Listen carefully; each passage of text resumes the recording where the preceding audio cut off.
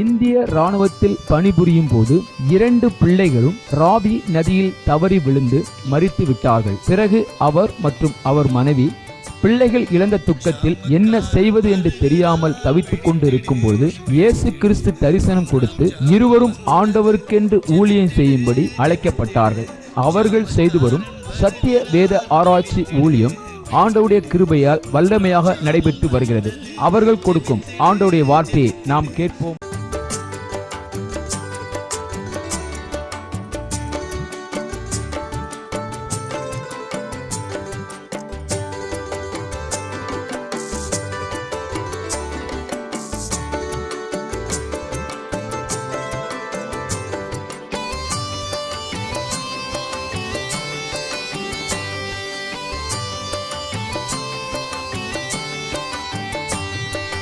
ஜாமக்காரன் வருகிறான், விழித்திடு விழித்திடு, 3ஆம் ஜாமம் வந்தது, ஜெபித்திடு ஜெபித்திடு. ஜாமக்காரன் வருகிறான், விழித்திடு விழித்திடு, 3ஆம் ஜாமம் வந்தது, ஜெபித்திடு ஜெபித்திடு. பரிசுத்த வசனத்தை தேடி நீயும் வாசி, படித்ததை மறவாமல் கருத்துடன் தியானி. பரிசுத்த வசனத்தை தேடி நீயும் வாசி, படித்ததை மறவாமல் கருத்துடன் தியானி. வார்த்தைகள் வல்லமையாய் ஞானமாய் பேசு, வாதைகள் வராது நம்பிக்கையே சாட்சி. வார்த்தைகள் வல்லமையாய் ஞானமாய் பேசு, வாதைகள் வராது நம்பிக்கையே சாட்சி.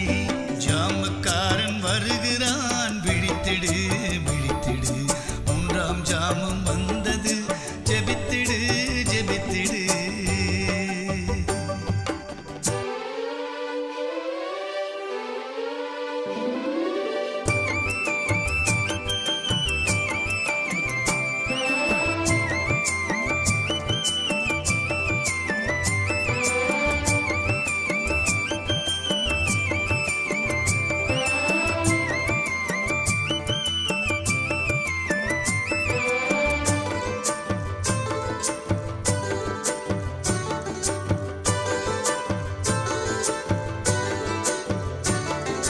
ஜெப ஆவி உலகத்தில் மழையாய் பெய்யணும், ஜகத்தை ரட்சிக்கும் அக்கினி இறங்கணும். ஜெப ஆவி உலகத்தில் மழையாய் பெய்யணும், ஜகத்தை ரட்சிக்கும் அக்கினி இறங்கணும். ஜெபம் செய்யும் வீரர்கள் சபையில் எழும்பணும், ஜெயம் பெற்ற ஸ்திரீகளும் முழங்காலில் நிற்கணும். ஜெபம் செய்யும் வீரர்கள் சபையில் எழும்பணும், ஜெயம் பெற்ற ஸ்திரீகளும் முழங்காலில் நிற்கணும். ஜாமக்காரன் வருகிறான், விழித்திடு விழித்திடு, 3ஆம் ஜாமம் வந்தது, ஜெபித்திடு ஜெபித்திடு.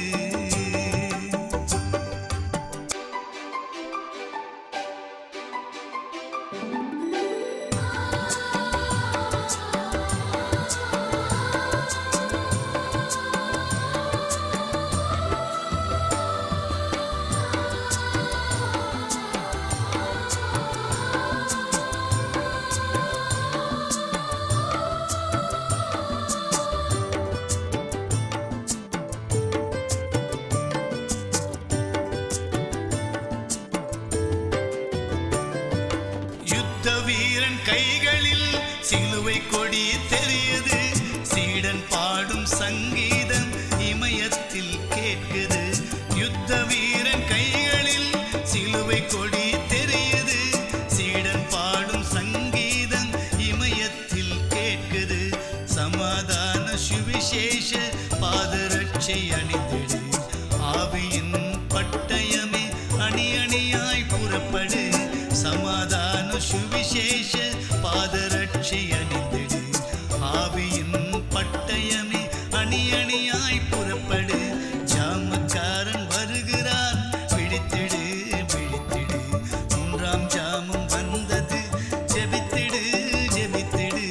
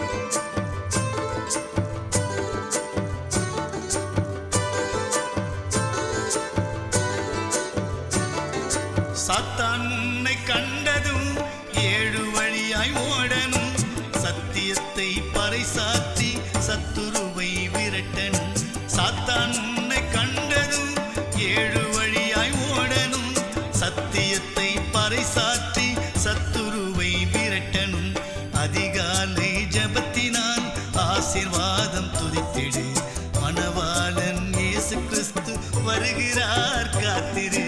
அதிகாலை ஜபத்தினால் ஆசீர்வாதம் துதித்திடு. மணவாளன் இயேசு கிறிஸ்து வருகிறார் காத்திரு. ஜாமக்காரன் வருகிறான் விழித்திடு மகனே. 3ஆம் ஜாமம் வந்தது ஜெபித்திடு மகளே. ஜாமக்காரன் வருகிறான் விழித்திடு மகனே. 3ஆம் ஜாமம் வந்தது ஜெபித்திடு மகளே. பரிசுத்த வசனத்தை தேடி நீயும் வாசி. படித்ததை மறவாமல் கருத்துடன் தியானி. பரிசுத்த வசனத்தை தேடி நீயும் வாசி. படித்ததை மறவாமல் கருத்துடன் தியானி. வார்த்தைகள் வல்லமையாய் ஞானமாய் பேசு. வாதைகள் வராது நம்பிக்கையே சாட்சி. வார்த்தைகள் வல்லமையாய் ஞானமாய் பேசு. வாதைகள் வராது நம்பிக்கையே சாட்சி. ஜாமக்காரன் வருகிறான் விழித்திடு மகனே. 3ஆம் ஜாமம் வந்தது ஜெபித்திடு மகளே. ஹல்லேலூயா. கர்த்தருடைய பரிசுத்த நாமத்திற்கு மகிமை உண்டாவதாக. இந்த நாளில் என்னை அழைத்த அதிகமான போதகர் ஐயாவுக்கும் அயர்ம தாயாருக்காகவும் பிள்ளைகளுக்காகவும் வந்திருக்கிற அனைத்து தேவ பிள்ளைகளுக்காகவும் ஊழியர்களுக்கும் என் ஆண்டவராக இயேசுவின் நாமத்தினாலே என் வாழ்த்துதலை தெரிவித்துக் கொள்கிறேன். கர்த்தர் உங்களை ஆசீர்வதிப்பாராக. எத்தனை பேர் சந்தோஷமாக இருக்கிறீங்க? எத்தனை பேர் வேத புத்தகத்தை கொண்டு வந்துக்கிறீங்க? ஒரு அல்லேலூயா சொல்லுங்கள் பார்க்கலாம்.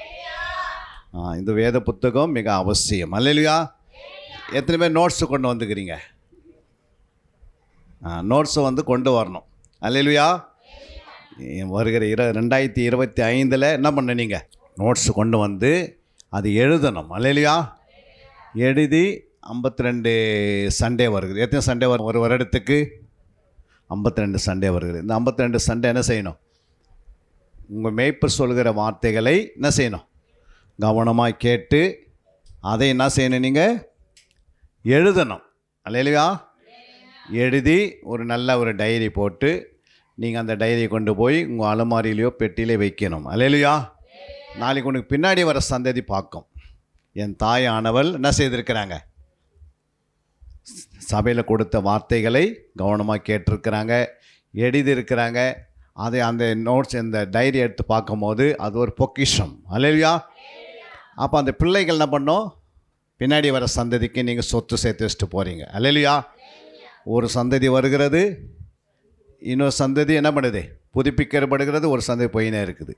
அதனால் நீங்கள் என்ன சேர்த்து வச்சுட்டு போகிறீங்கன்னா, உங்கள் சபையில் உங்கள் மேய்ப்பன் கொடுக்குற வார்த்தையை கவனமாக கேட்டு அது எழுதி. ஏன்னா இப்போ வந்து அறிவு காலம். அறிவின் காலத்தில் யாராவது ஒருத்தரும் கூட கொண்டு வந்து பிள்ளைங்களுக்கு சாக்லேட்டு கொடுத்து ஒரு 10 ரூபா உதவி செய்துன்னா பக்கத்தில் கொண்டு வந்து எழுதும். எழுத தெரியாதுதான் அவங்க உங்களுக்காக அவங்க எழுதுவாங்க. அல்லேலூயா. எழுதும் போது உங்கள் சிந்தனைகள்லாம் பண்ணாது, சிதறாது, பிசாசுக்கு இடம் கிடைக்காது.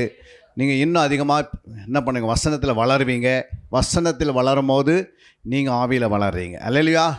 நீங்கள் ஆவியில் வளரும் போது உங்கள்கிட்ட ஒரு 10 பேர் வருவாங்க தேடி உங்களை, எனக்காக ஜெபம் பண்ணுங்கம்மா அப்படி. நீங்கள் ஜெபம் பண்ணும் போது ஒரு 10 ஆத்மாவை ஆதாயப்படுத்தி என்ன செய்யலாம்? அவங்கள உருவாக்கி ஆலயத்தை கொண்டு வந்து பரலோகத்துக்கு கொண்டு போக முடியும். அல்லேலூயா. ஏதாவது கர்த்தருக்காக என்ன செய்யணும்? செய்யணுன்னா நீங்கள் இதெல்லாம் செய்தால் தான் செய்வார். நீங்கள் எதுவுமே நோட்ஸ் கொண்டு வரலன்னா உங்கள்கிட்ட யாருமே வரமாட்டாங்க. பிசாசு மட்டும் தான் வந்து போயின்னு இருப்பான். அடிக்கடிக்கு தொல்லை கொடுப்பான். ஏன் தொல்லை கொடுப்பேன்? நீங்கள் என்ன பண்ணுறதில்ல? வசனங்களை எழுதுவதில்லை. நீங்கள் எழுதும் போது அது எங்கே எழுதுறீங்க? உங்கள் இருதயத்தில் எழுதப்படுகிறது. சரிங்களா? கையினால் எழுதும் போது மனசில் என்ன பண்ணுது? அது பதிவு ஆகுது. கொஞ்சம் கொஞ்சமாக வசனத்தில் இருதயத்தில் எழுதி எழுதி எழுதி என்ன செய்யணும்? இருதயத்தை நிரப்பிக்கொள்ளணும். உங்களுடைய இருதயம் நிரப்பப்பட்டிருந்தால் உங்கள் வாயில் என்ன வார்த்தை வரும்? தப்பான வார்த்தை வராது, ஓடியமான வார்த்தை வராது, கசப்பான வார்த்தை வராது. யாரையுமே என்ன பண்ண முடியாது? தப்பாக பேச மாட்டீங்க, எதிர்த்து பேச மாட்டீங்க, கீழ்ப்படுவீங்க. ஆண்டோடைய வார்த்தை உங்களுக்கு அடிக்கடிக்கு என்ன பண்ண புடமிடும். அது உன்னை பலப்படுத்தும், உற்சாகப்படுத்தும், எழுப்பும், உன்னை பரிசுத்தமாக்கிடும். உன்னிடத்தில் என்ன பண்ணுவீங்க? ஆண்டவர் உன்னோட பேசுவார். அந்த வார்த்தை அடிக்கடிக்கு என்ன பண்ணும்? உன்னை தப்பான வழியில் போகவே விடாது. வரப்போகிற ஆபத்துலேருந்து தப்பித்து கொள்ளலாம். ஒரு ஆக்சிடென்ட்லேருந்து தப்பித்து கொள்ளலாம். ஒரு பூகம்பம் வருதுன்னா அதெல்லாம் தப்பித்து கொள்ளலாம். ஒரு சுனாமி வருதுன்னா தப்பித்து கொள்ளலாம், ஒரு கொரோனா வருதுன்னா தப்பித்து கொள்ளலாம். உங்கள் வீட்டுக்காரர் அடிக்க போகிறாருன்னு அடிக்கிறதுக்கு முன்னாடியே அந்த வாயின் வார்த்தை என்ன பண்ணும், இந்த வார்த்தை பேசும். பேசாத இந்த நேரத்துக்கு அமைதியாக இரு. அல்லேலூயா. ஏன்னா ஆண்டோடைய வார்த்தை ஏன் பேசுதுன்னா அது உயிரோடு இருக்கிறது. அப்போ அந்த வார்த்தை ஏன் உயிராகுது சொல்லுங்கள் பார்க்கலாம். ஏன் வார்த்தை உயிராகுது? நம்ம இல்லை ஏன் இந்த வார்த்தை உயிராக்குதுன்னா இயேசு உயிரோடு இருக்கிறாரு. உயிரோடு இருக்கிறவர் எழுதினவர் உயிரோடு இருக்கிறனால அந்த வார்த்தை என்ன பண்ணுது, உயிரோடு இருக்கிறனால தான் அந்த வார்த்தை இருதயத்தில் இருக்கும்போது அது என்ன செய்யுது, இருதயத்தில் அந்த வார்த்தை இருக்கும்போது அது உணர்வடைந்து அந்த வார்த்தை இருக்கிற ஜீவன்னா ரத்தம். அந்த ரத்தம் உங்கள் ரத்தத்தில் என்ன பண்ணோம், உங்கள் ரத்தத்தில் பாயும் போது உங்கள் சுபாவெல்லாம் மறையும், ஜென்ம சுபாவம் அழிஞ்சிடும். அல்லேலூயா. நீங்கள் அடிக்க தேவையில்லை, அவர் வசனத்தை உள் வாங்க வேண்டியது உங்களுடைய கடமை. அல்லேலூயா. இப்போ வசனம் உள்ளே இல்லை அப்படின்னா உணர்வு அடைய முடியாது, சிந்திக்க முடியாது, சிந்திக்க திறன் கிடைக்காது, அதை யோசிக்க முடியாது, அதை என்ன பண்ண முடியாது, தியானிக்க முடியாது. வார்த்தை உள்ளே இருந்தால் தான் என்ன பண்ண முடியும். உங்கள் பெட்டியில் பணம் இருந்தால் அடிக்கடி என்ன பண்ணுவீங்க, உங்கள் பேக்கில் பணம் இருக்குதுன்னு வச்சுங்க, ஒரு 10,000 ரூபாய் எடுத்துன்னு போகிறீங்க. 10,000 ரூபாய் கொண்டு போகும்போது பஸ்ஸில் ஏறும்போது அடிக்கடிக்கு நீங்கள் பேக்கை பார்ப்பீங்களா பார்க்க மாட்டீங்களா? ஏன் பார்ப்பீங்க? 10,000 ரூபாய் இருக்குதா, திருடன் பக்கத்தில் என்ன இருக்கிறானா, திருண்டு போயிடுவானே அப்படின்னு சொல்லி அடிக்கடி பார்ப்பீங்க. அதை காட்டில் வசனம் உங்களுடைய இருதயத்தில் இருந்தால் அதை அடிக்கடிக்கு ஆண்டவனை நினைவு கூற பண்ணுவார். அல்லேலூயா. அதனால தான் பேதருக்குள்ளே வசனம் இருந்ததுனால தான் என்ன பண்ணிட்டான், மன கசந்து அழுதானா. அந்த வசனத்தை நினைவு கூறும் போது ஆண்டவர் சொன்னார், நீ என்னை மறுதளிப்ப அப்படின்னு ஒரு வசனத்தை சொன்னார். அந்த வசனம் கோழி என்ன பண்ணுது, சேவல் போகும்போது உடனே அந்த வசனத்தை என்ன பண்ணுறாரு, நினைவு கூறுகிறான். நினைவு கூறும் போது அது எங்கே நினைவு கூற முடியும், நமக்கு நினைவு எங்கே வரும், நம்முடைய ஆவி ஆத்மா சரியாக இருக்குது 3. இதில் எங்கே நினைவு வரும், இருதயத்தில் தான் வரும் நினைவு இல்லை. ஏன்னா அங்கே தான் என்ன இருக்குது, இருதயத்துக்குள்ளே நினைவு, யோசனை, சிந்தனை, உணர்வு. அப்போ இந்த நினைவு இருதயத்துக்குள்ளே இருக்கிறதுனால தான் என்ன பண்ணுது, இந்த வசனம் உள்ளே இருந்தனால என்ன ஆச்சு, பேதுரு அந்த சேவல் போகும்போது ஆட்டோமேட்டிக்காக என்ன பண்ணுறான், அந்த வசனம் நினைவுக்கூட மன கசந்து அழறான். அப்போ மனது என்ன பண்ணுது, மனதுன்றது ஆத்மா. இந்த ஆத்மா உள்ளே உடையுது, ஏன்னா அந்த வசனம் உள்ளே இருந்தது. அதே யூதாசையாக வந்து நினைவு கூறலைன்னா அந்த யூதாஸுக்குள்ளே பிசாசு இருந்ததுனால நினைவு கூற முடியல. புரியுங்களா? பிசாசு உள்ளே இருக்கிறதுனால ப்ராப்ளம். அவனுக்கு என்ன அதை வந்து நினைவு கூற முடியல. ஏன்னா பிசாசு அந்த வசனத்தை என்ன பண்ணிட்டான், ஆண்டு சொன்ன வசனத்தை எடுத்துட்டான். அடிக்கடி என்னை காட்டி கொடுப்பேன் ஆண்டு சொன்னார்ல, அப்போ அவன் எச்சரிக்கை இருந்திருக்கணும். புரியுங்களா? அப்போது பேதுரு நினைவு கூர்ந்தனால மனக்கசந்து அழுதான். அதே மரியாள் பாருங்கள், அந்த வசனத்தை வார்த்தை என் இருதயத்தில் வைத்து சிந்தித்து கொண்டிருந்தால் இவர் எப்படிப்பட்டவரான்னு. அல்லேலூயா. அப்போது தன்னுடைய இயேசுவை அறிந்து கொள்ளக்கூடிய சுபாவம் யாருக்கு கிடைச்சது, மரியாளுக்கும் கிடைச்சது. அல்லேலூயா. அதனால் இந்த நாட்களில் வந்து நீங்கள் வேத வாக்கியங்களை புரியுதுங்களா, அது இவ்வளோ படிச்சிருந்தா தான் எனக்கு வேத வாக்கியமாக படிக்க தெரியும் அப்படின்லாம் கிடையாது. அல்லேலூயா. நீ அது மேலே வாஞ்சி இருந்தாவே போதும். இந்த வசனத்து மேலே என்ன இருக்கணும், வாஞ்சி இருக்கணும். ஆண்டவரே நான் இது காலையில் 1 மணி நேரம் படிக்கணும் அப்படின்னு ஒரு வாஞ்சி இருந்துச்சுன்னா, இரவில் 1 மணி நேரம் நான் படிக்கணும், அப்புறம் அதை தேடணும், அப்புறம் தியானிக்கணும், அப்படி ஒரு எண்ணம் உங்களுக்குள்ளே இருந்தாவே ஆவி என்ன பண்ணுவார், உண்மையில ஆவியை ஊற்றுவார். புரியுதுங்களா? நீங்கள் வசனம் நிறையா இருக்கிறது, ஆவியானவர் இல்லாமல் நம்ம என்ன பண்ண முடியாது, எதுவுமே செய்ய முடியாது. அல்லேலூயா. இந்த நாளில் கூட நாம் பரலோகம் போக நாம் என்ன செய்ய வேண்டும் என்ற ஒரு சப்ஜெக்டை பார்க்க போகிறோம். நான் எங்கே போனோம், எதுக்கு பரலோகத்துக்கு போனோம், எதுக்கு ஆலயத்துக்கு வரணும், பரலோகத்துக்கு போய் தான் வரோம். அல்லேலூயா. இம்மைக்காக நம்ம ஆலயத்துக்கு வரலை, மறுமைக்காக வந்திருக்கிறோம். அல்லேலூயா. இம்மைக்காக உலகத்திலே இருந்துடலாம். புரியுங்களா? நீ மறுமைக்காக நீ ஆலயத்துக்கு வந்து பாருங்கள், இம்மைக்குரிய காரியங்கள் ஆண்டு கொடுத்துருவார். புரியுதுங்களா? அதை போய் நீ தேடவே தேவையில்லை. உனக்கு என்னென்ன வேணுமோ அத்தனை என்ன பண்ணுவார் ஆண்டவரே, மறுமைக்குரிய வாழ்க்கையில் வச்சுட்டாரு. புரியுங்களா? பரலோகத்திலிருந்து என்ன வரும், உன் தேவைகள் எல்லாம் எங்கேருந்து வருது, பரலோகத்திலேருந்து இறங்கி வருகிறது. இங்கே பூமியிலேருந்து இறங்கி வரலை. ஏன்னா உன் தேவைகள் எங்கே இருக்கிறது, ஏன் பரலோகத்தில் இருக்குது, உன்னை பெற்றெடுத்த தேவன் எங்கே இருக்கிறாரு. ஆமாம், அங்கேருந்து நன்மையான ஈவுகள் என்ன பண்ணோம், உன்னை தேடி வரும். நீ நோக்கி கூப்பிட்டுனே இருக்கணும், ஆண்டவரே எனக்கு என்ன செய்யுங்க. எனக்கு கேட்காத ஆண்டவர் என்ன பண்ண முடியாது, எதுவுமே கொடுக்க மாட்டார். கேளுங்கள் அப்போது உங்களுக்கு கொடுக்கப்படும். அதுக்கு தான் உபவாச ஜபம், இரவு ஜபம், கண் விடுத்து ஜெபிக்கிறதான். எதுக்கு, நம்ம கேட்பதுக்காக. அல்லேலூயா. கர்த்தர் நம்மோடு பேசணுன்னா வசனம் வேணும், நம்ம ஆண்டவரோடு பேசுறதுக்கு ஜபம் வேணும். அல்லேலூயா. ஒரு கண்ணு நமக்கு ஜபமாக இருக்குது, ஒரு கண்ணு என்ன இருக்குது, வசனமாக இருக்குது. இது ரெண்டும் இருந்தால் தான் நம்ம என்ன பண்ண முடியும். ஒரு கண்ணை மூடிட்டு பாருங்கள் எப்படி இருக்குது. அவள் ஒரு கண்ணு ரோடெல்லாம் போகும்போது ஒரு கண்ணை மூடினே போய் பாருங்கள் எப்படி இருக்குது. இப்போ 2 கண்ணும் என்ன பண்ணோம். இப்போது ஜபம் வாழ்க்கை இருக்கணும். அப்புறம் என்ன இருக்கணும், வசனத்து மேலே வாஞ்சியாக இருக்கணும். அல்லேலூயா. எவ்வளோ நீங்கள் வசனத்து மேலே வாஞ்சியாக இருக்கிறீங்களோ அவ்வளோ ஜபம் ஆவி பெருகினே இருக்கும். ஏன்னா வசனம் தான் நமக்கு பலன். ஜபம் என்பது என்னது சொல்லுங்கள். ஜபம் எதுக்கு பண்ணுறோம், நமக்கு பாதுகாப்பு. அல்லேலூயா. நம்ம சுற்றி வெயில் அடிக்கிறது எது, ஜபம். அல்லேலூயா. அதனால தான் ஆண்டவர் என்ன சொன்னார் ஆதாமுக்கு, இந்த தோட்டத்தை என்ன பண்ணிக்கோ, ஒன்று பண்படுத்து, இன்னொன்று பாதுகாத்துக்கொள். அவன் பண்படுத்தினே இருந்தான் தவிர என்ன செய்யலை, பாதுகாக்கலை. அதனால தான் சர்பம் பண்ணிச்சு உள்ள வந்துச்சு. இன்றைக்கி ஜபம் இல்லாத உங்கள்கிட்ட என் பிசாசு வரானா ஜபம் குறைவாக இருக்குது. அல்லே நடு ராத்திரியில் எழுந்து ஜெபிக்கணும். எத்தனை பேர் ஜெபிக்கிற நடு ராத்திரியில்? உன் தூக்கத்தை கலைத்து நடு ராத்திரியில் என்ன பண்ணியிருக்கணும், ஜெபிக்கணும். எத்தனை பேர் ஜெபம் பண்ணுறீங்க? யாருமே இல்லை. அல்லேலூயா. இப்போ 2025 என்ன பண்ணீங்க, ஜெபிக்கணும். அல்லேலூயா. ஒரு பாடலை பாடி நம் நேரடியாக ஆண்டோடைய வார்த்தைக்கு முன்னாடி போகலாம். அல்லேலூயா. தஞ்சம் தேடி ஓடி வந்தேன் இயேசுவே, என் நெஞ்சம் தொட்டு ஆட்கொண்ட தெய்வமே. அல்லேலூயா. எல்லாம் கரங்களை தட்டி ஆண்டோட நாமத்தை நாம் மகிமைப்படுத்த போகிறோம். எத்தனை பேர் இந்த பாடலை கூடவே பாட போகிறீங்க? எல்லாமே கரங்களை தட்டி என்ன பண்ணணும், பாடணும். தஞ்சம் தேடி ஓடி வந்தேன் இயேசுவே, என் நெஞ்சம் தொட்டு ஆட்கொண்ட தெய்வமே. பாடுவோம். தஞ்சம் தேடி ஓடி வந்தேன் இயேசுவே, என் நெஞ்சம் தொட்டு ஆட்கொண்ட தெய்வமே. போற்றுவேன் உம்மை புகழுவேன், வாழ்த்துவேன் உம்மை வணங்குவேன். போற்றுவேன் உம்மை புகழுவேன், வாழ்த்துவேன் உம்மை வணங்குவேன். தஞ்சம் தேடி ஓடி வந்தேன் இயேசுவே, என் நெஞ்சம் தொட்டு ஆட்கொண்ட தெய்வமே. தஞ்சம் தேடி ஓடி வந்தேன் இயேசுவே.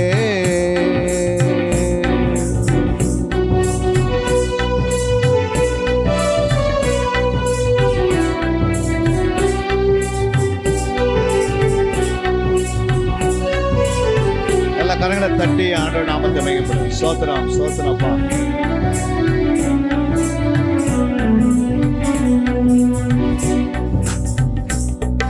என் ஆசீர்வாத வேலையில் நீதானையா, என் அவதியோரம் வேலையிலும் நீதானையா.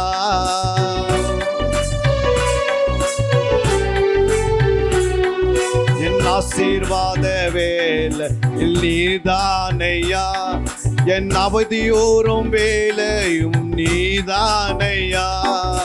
நிந்தனைகள் சூழ்ந்த நேரங்களில் என் சிந்தனைகள் ஆளும் இயேசுவே.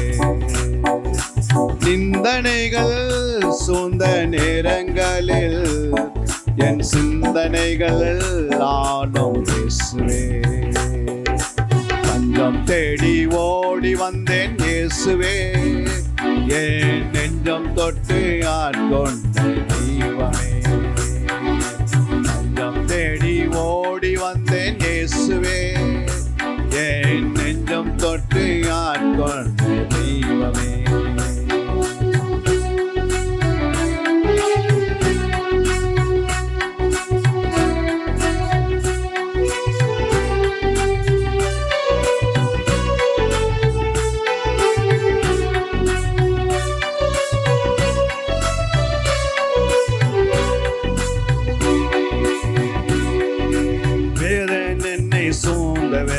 தண்ணீலே என் வேண்டுதல் கேட்கும் சுகம் தந்தீரையா.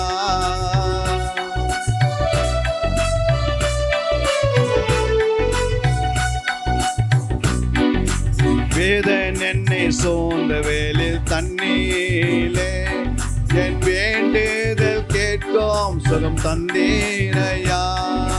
தாயே போல் என்னை அணைத்தே, என் தந்தை போல் என்னை ஆற்றினே. பாடுவோம். தாயே போல் என்னை அணைத்தே, என் தந்தை போல் என்னை ஆற்றினே. தஞ்சம் தேடி ஓடி வந்தேன் இயேசுவே, என் நெஞ்சம் தொட்டு ஆட்கொண்ட தெய்வமே. தஞ்சம் தேடி ஓடி வந்தேன் இயேசுவே, என் நெஞ்சம் தொட்டு ஆட்கொண்ட தெய்வமே. தஞ்சம் தேடி ஓடி வந்தேன் இயேசுவே.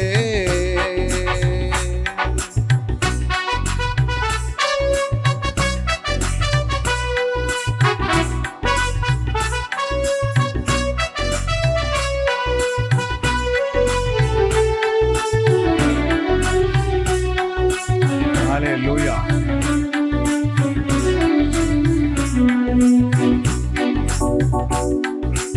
ஆனாதியா நான் அழுத நேரங்களிலே அன்புடனே என்னை விசாரித்தீரையா.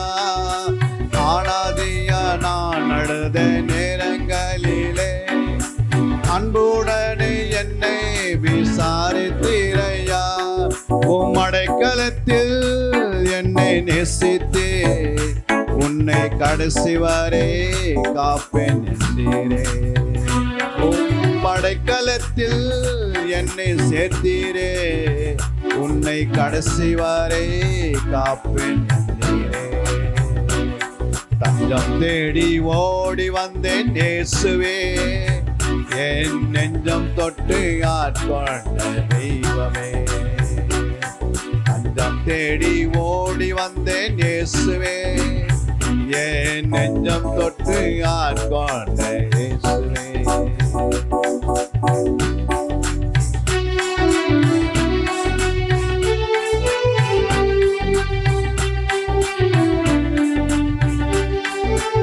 ஹல்லேலூயா. எல்லா கரங்களை தட்டி தேவ நாமத்தை உயர்த்துங்கள்.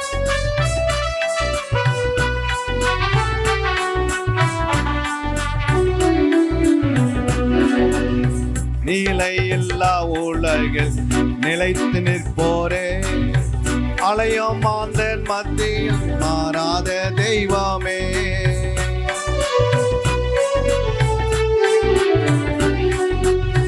நிலையில்லா உலகில் நிலைத்து நிற்போரே, அலையும் மாந்தன் மத்தியில் மாறாத தெய்வமே. உம் பாதமே எனக்கு போதுமே, உம் வேதமே எனக்கு நாதமே. உம் பாதமே எனக்கு போதுமே, உம் வேதமே எனது நாதமே. தஞ்சம் தேடி ஓடி வந்தேன் இயேசுவே, என் நெஞ்சம் தொட்டு ஆட்கொண்ட தெய்வமே. தஞ்சம் தேடி ஓடி வந்தேன் இயேசுவே, என் நெஞ்சம் தொட்டு ஆட்கொண்ட தெய்வமே. போற்றுவேன் உம்மை புகழுவேன், வாழ்த்துவேன் உம்மை வணங்குவேன். போற்றுவேன் உம்மை புகழுவேன், வாழ்த்துவேன் உம்மை வணங்குவேன். தேடி ஓடி வந்தேன் இயேசுவே, என் நெஞ்சம் தொட்டு ஆட்கொண்ட தெய்வமே.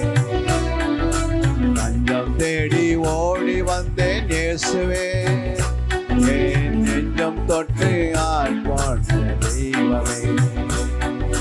தஞ்சம் தேடி ஓடி வந்தேன் இயேசுவே.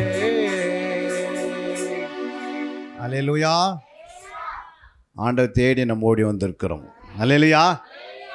ஆண்டவர் ஏதோ ஒரு நோக்கத்தை வைத்திருப்பார். அதனால் ஆண்டவர் ஒரு நாள் நம்மளை என்ன பண்ண மாட்டார், கைவிடவே மாட்டார். ஏன்னா ஒவ்வொரு ஆத்மா மேலே அவருக்கு என்ன இருக்குது, அக்கறை இருக்குது. முற்றுமுடிய நம்மளை ரட்சிக்க நமக்காக ஆண்டவர் என்ன பண்ண, மகா பிரதான ஆசாரியராக அவர் வேண்டுதல் செய்து கொண்டிருக்கிறார், நம்மளை முற்றுமுடிய ரட்சிக்க. அதனால தான் விடாமுயற்சியாக நம்ம ஆலயத்தை விட்டுறக்கூடாது. வேதத்தை மறந்துக்கூடாது, ஆண்டோடைய சமூகத்தை விட்டுறக்கூடாது, உபவாசத்தை, இரவு ஜபங்கள், இப்படி அநேக ஜெபங்களை போட்டு ஆண்டவரோட உறவு இருக்கணும். நல்ல உறவு வச்சுக்கினீங்கன்னா கர்த்தர் உங்களை உயர்த்திடுவார். அல்லேலூயா. உங்களுக்கு ஏற்ற மாதிரி ஆண்டவர் உயர்த்துவார். உங்களுக்கு என்ன வேணுமோ என்ன பண்ணுவார் ஆண்டவர், அதன் காலத்தை கரெக்டாக கொடுத்துருவார். ஏன்னா ஆண்டவரே நம்பி வாழணும். புரியுங்களா? நமக்கு வேறு யாருமே கிடையாது இந்த உலகத்தில். அல்லேலூயா. எத்தனையோ பேர் ரட்சிக்கப்படலை, ஆனால் நம்ம ரட்சிக்கப்பட்டிருக்கிறோம். எத்தனையோ பேர் ஆண்டவர் என்ன பண்ண, உலகத்தையே ஆண்டவர் என்ன பண்ண, எல்லாமே கடவுளுடைய பிள்ளைங்க தான். ஆனால் என்னைக்கு நம்ம ரட்சிக்கப்படுறோம், அன்றைக்கி இயேசு பிள்ளையாக மாறுறோம். அல்லேலூயா. என்னைக்கு நம்ம ரட்சிக்கப்படுறோம், நமக்கு பரலோகத்தில் ஒரு இடம் உண்டு. ரட்சிக்கப்படுறவர்கள் தான் பரலோகத்தில் இடம் உண்டு, தவிர ரட்சிக்கப்படாதவங்களுக்கு இல்லை. அல்லேலூயா. அதனால் நம்மோடு கூட ஒரு கூட்டத்தை என்ன பண்ணணும், கொண்டு போகணும்னா நம்ம சாட்சியாக வாழணும், சாட்சியை ஜீவிக்கணும், இடரில்லாத ஒரு வாழ்க்கை வாழணும். மற்றவங்களுக்கு நீங்கள் வாழுகிற இடங்களில் என்ன செய்யணும், கிறிஸ்துவன் போல வாழணும். ஒரு முறை தான் வாழ்க்கை, ரட்சிக்கப்பட்டுட்டோம், ஒரே வாழ்க்கை. நம்மளை பார்த்து யாரும் என்ன சொல்லிவிடக்கூடாது, அதை போகிறார் பாருங்க, அவர் கிறிஸ்து போலே வாழ்கிறார். அல்லேலூயா. அவர் பேச்சில் தெரியுதுங்க அப்படின்வாங்க. சிலவங்க என்ன சொல்லுவாங்க, பேதரை பார்த்து என்ன சொன்னாங்க, பேச்சிலே நீர் இயேசுவோடு இருந்துன்னு தெரியுது. அந்த மாதிரி நம்மளை சொல்லணும். அந்த அளவுக்கு நம்ம என்ன செய்யணும், ஜெபித்து ஜெபித்து ஆண்டவர்கிட்ட கேட்கணும், ஆண்டவரே என்ன செய்யுங்க, உம்மை போல மாற்றுங்க. புரியுங்களா? உம்மை போல மாற்றுங்கன்னு கேட்டுக்கினே இருந்தீங்கன்னா அவர் தன்னுடைய ஆவியானவர் என்ன செய்வார், நமக்கு உதவி செய்துன்னே இருப்பார். அப்போ அவரை போல் மாற மாற என்ன உண்டாகும், நமக்குள்ளே ஒரு வெளிச்சம் உண்டாகுது, ஒரு ஒரு ஒளி உண்டாகுது, ஒரு பிரகாசம் உண்டாகுது. அப்புறம் நம்மோடு கூட ஒரு ஆத்மா என்ன பண்ணா, அநேக ஆத்மாக்களை எடுத்துக்கொண்டு வருவதற்கு வழிவசம் திறந்துடுறாரு. அல்லேலூயா. அந்த அளவுக்கு நம்ம வாழ்ந்து காட்டணும். இந்த நாளில் கூட பாருங்கள், நம்ம தேவனுடைய ராஜ்யத்தை சுதந்திரிப்பதற்கு நாம் என்ன செய்ய வேண்டும். அல்லேலூயா. அதாவது பரலோகத்துக்குள்ளே நம்ம நுழைவதற்கு நம்ம என்னென்ன செய்யணும், ஒன்று பாவ மன்னிப்பு. அல்லேலூயா. எழுதி கொள்ளுங்க நீங்கள், பாவ மன்னிப்பு மிக அவசியம். இரண்டாவது ஞானஸ்தானம். மூன்றாவது பரிசுத்தாய் பெற்றுக்கொள்ளுதல். நான்காவது மாறுபாடு உள்ள இந்த சந்ததியை விட்டு விலகி இருக்கணும். புரியுங்களா? மாறுபாடான சந்ததி இருக்கிறதுல அதை விட்டு என்ன பண்ணிடணும், விலகணும். ஐந்தாவது சுவிசேஷத்தை புறஜாதிகளுக்கு பிரசங்கம் பண்ணணும். ஆறாவது அவருடைய வருகை குறித்து ஆயத்தமாக இருக்க வேண்டும். அல்லேலூயா. வருகைக்கு தன்னை ஆயத்தப்படுத்தி கொள்ளணும். ஏழாவது முடிவு பறந்து நிலைத்திருப்பவனே ரட்சிக்கப்படுவான். அல்லேலூயா. 7 காரியங்கள் சொன்னேன். முதலாவது என்ன சொன்னேன், இயேசுவிடத்திலிருந்து நம்ம என்ன வேணும், பாவ மன்னிப்பு பெற்றிருக்க வேண்டும். இரண்டாவது ஞானஸ்தானத்தை நீங்கள் பெற்றிருக்க வேண்டும். மூன்றாவது பரிசுத்தாவியை பெற்றுக்கொள்ள வேண்டும். நான்காவது மாறுபாடு உள்ள சந்ததியை விட்டு என்ன பண்ணியிருக்கணும், விட்டு விலகி வேறுபாடு வாழ்க்கை வாழ வேண்டும். அல்லேலூயா. ஐந்தாவது சுவிசேஷத்தை மற்றவர்கள் என்ன செய்யணும், போய் சொல்ல வேண்டும். அந்த வேலையை நம்ம என்ன செய்யணும், மற்றவர்கள் போய் என்ன செய்யணும், சொல்லணும். அல்லேலூயா. ஆறாவது வருகை குறித்து ஆயத்தமாக இருக்க வேண்டும். அல்லேலூயா. ஏழாவது என்ன செய்யணும், முடிவு பறிந்து ஆண்டுக்குள்ள என்ன பண்ணணும், நிலைத்து இருக்கணும். அல்லேலூயா. முடிவு பறிந்து நிலைத்திருப்பவனே ரட்சிக்கப்படுவான். அப்போ முடிவு பறிந்து எப்படி இருக்கணும், நிலைத்து இருக்கணும். முதலாவது பாவ மன்னிப்பு குறித்து சில வசனங்கள் நாம் வாசிக்க போகிறோம். தீத்து 3ஆம் அதிகாரம் 5ஆம் வசனத்தை, நாம் செய்த நீதியின் கிரிகள் நிமித்தம் அவர் நம்மை ரட்சியாமல் தமது இரக்கத்தின்படியே மறுஜென்மம் முழுகினாலும் பரிசுத்தாவினுடைய புதிதாக்கினாலும் நம்மை ரட்சித்தார். அல்லேலூயா. நம்ம ஆண்டவர்கிட்ட வருவதற்கு என்ன காரணம்னா, நாம் செய்த நீதியின் கிரிகள் நிமித்தம் அல்ல. அல்லேலூயா. தமது இரக்கத்தின்படி நம்ம அழைக்கிறார். அல்லேலூயா. எபேசியர் 2ஆம் அதிகாரம் 8ஆம் வசனத்தை வாசிக்கும் போது, கிருபையினாலே விசுவாசத்தை கொண்டு ரட்சிக்கப்பட்டீர்கள், இது உங்களால் உண்டானது அல்ல, இது தேவனுடைய ஈவு. அல்லேலூயா. ரெண்டாவது என்னது, கிருபை. கிருபையினால் தான் நம்ம என்ன பண்ணுறோம், கிருபையினாலே விசுவாசத்தை கொண்டு ரட்சிக்கப்பட்டிருக்கிறீர்கள். அல்லேலூயா. அப்போ தேவனிடத்தில் வருவதற்கு என்னென்ன காரணம், ஒன்று இரக்கம், பிதாவினுடைய இரக்கம். இரண்டாவது கிருபை. அல்லேலூயா. இது ரெண்டுக்குள்ளே தான், அந்த ரெண்டு நம்மளை வைத்த அவருடைய அன்பு தான். அல்லேலூயா. நான் எல்லாருமேலேயும் அந்த கிருபை இரக்கம் வருது. ஆனால் ஏன் ரட்சிக்கப்படலை? அல்லேலூயா. ஆண்டவர் எல்லாருமேலேயும் இரக்கம் வச்சிருக்கிறாரு, எல்லாருமேலும் கிருபை வச்சிருக்கிறாரு. அல்லேலூயா. ஆனால் பாருங்கள், தேவன் நம்ம என்ன பண்ணிட்டாரு, கிருபையினாலே நம்ம ரட்சிக்கப்பட்டோம். அல்லேலூயா. அவருடைய விசுவாசத்தை கொண்டு அல்லேலூயா. மூன்றாவதாக நாம் பார்க்கிறோம் மத்திய 26:28 வாசிக்கும் போது, இது பாவ மன்னிப்பு உண்டாகும்படி அநேகருக்காக சிந்தப்படுகிற புது உடன்படிக்கைக்குரிய என்னுடைய ரத்தமாக இருக்கிறது. அல்லேலூயா. இப்போ ரத்தம் சிந்துதலாமல்னா இல்லை, பாவ மன்னிப்பே இல்லை. அல்லேலூயா. அப்போ இயேசு கிறிஸ்து என்ன பண்ணார்? மூன்றாவது நமக்கு ரத்தத்தை கொடுத்தார். இயேசுவின் ரத்தத்தினால தான் நம்ம என்ன பண்ணோம்? இன்றைக்கி அவருடைய பாவ மன்னிப்பு நமக்கு கிடைச்சிருக்குது. அப்போ அவருடைய ரத்தத்தை எதுக்காக சிந்தினான்னா, இந்த பாவம் மன்னிக்கப்படுவதற்காக. அல்லேலூயா. ஆதாமுடைய ஜென்ம சுபாவத்துக்குள்ளேயே நம்ம வளர்ந்து வந்துட்டோம். இப்போ நம்மளை என்ன பண்ணிட்டார் ஆண்டவர்? அவருடைய ரத்தத்தை அனுப்பி என்ன செய்திருக்கிறார்? சிலுவின் வழியாக நம்மளை ரட்சித்து இருக்கிறார். அல்லேலூயா. அவருடைய ரத்தத்தினால் நாம் கழுவப்பட்டிருக்கிறோம். 1 யோவான் 1:7 சொல்லப்பட்டிருக்கிறது, இயேசு கிறிஸ்துடைய ரத்தம் நம்ம என்ன பண்ணுறது? சகல பாவங்களையும் நம்மளை சுத்திகரித்துக்கிறது. அல்லேலூயா. அப்போ இயேசு கிறிஸ்துடைய ரத்தம் நம்மளை பண்ண பரிசுத்தப்படுத்துது. அப்புறம் எபிரேயர் 10:9 நம்ம வாசிக்கிறோம், அவருடைய ரத்தத்தினால் நமக்கு சமாதானம் உண்டாகிறது. அல்லேலூயா. இப்போ இயேசு கிறிஸ்துடைய ரத்தம் இல்லாமல் நம்ம என்ன பண்ண முடியாது? மன்னிப்பு பெற முடியாது. அல்லேலூயா. அடுத்ததாக நாம் பார்க்குறாங்க, சொல்லப்பட்டிருக்கிறது லேவியராக 17:11 வாசிக்கும் போது, மாம்சத்தின் உயிர் இரத்தத்தில் இருக்கிறது, நான் அதை உங்களுக்கு பலிபீடத்தின் மேல் உங்கள் ஆத்துமக்களுக்காக பாவ நிவர்த்தி செய்யும்படிக்கு கட்டளையிட்டேன். ஆத்மாவிற்காக பாவ நிவர்த்தி செய்கிறது ரத்தமே. அல்லேலூயா. இந்த ஆத்மாவுக்கு பாவ நிவர்த்தி செய்வது எது? இயேசு கிறிஸ்துவினுடைய ரத்தம். அல்லேலூயா.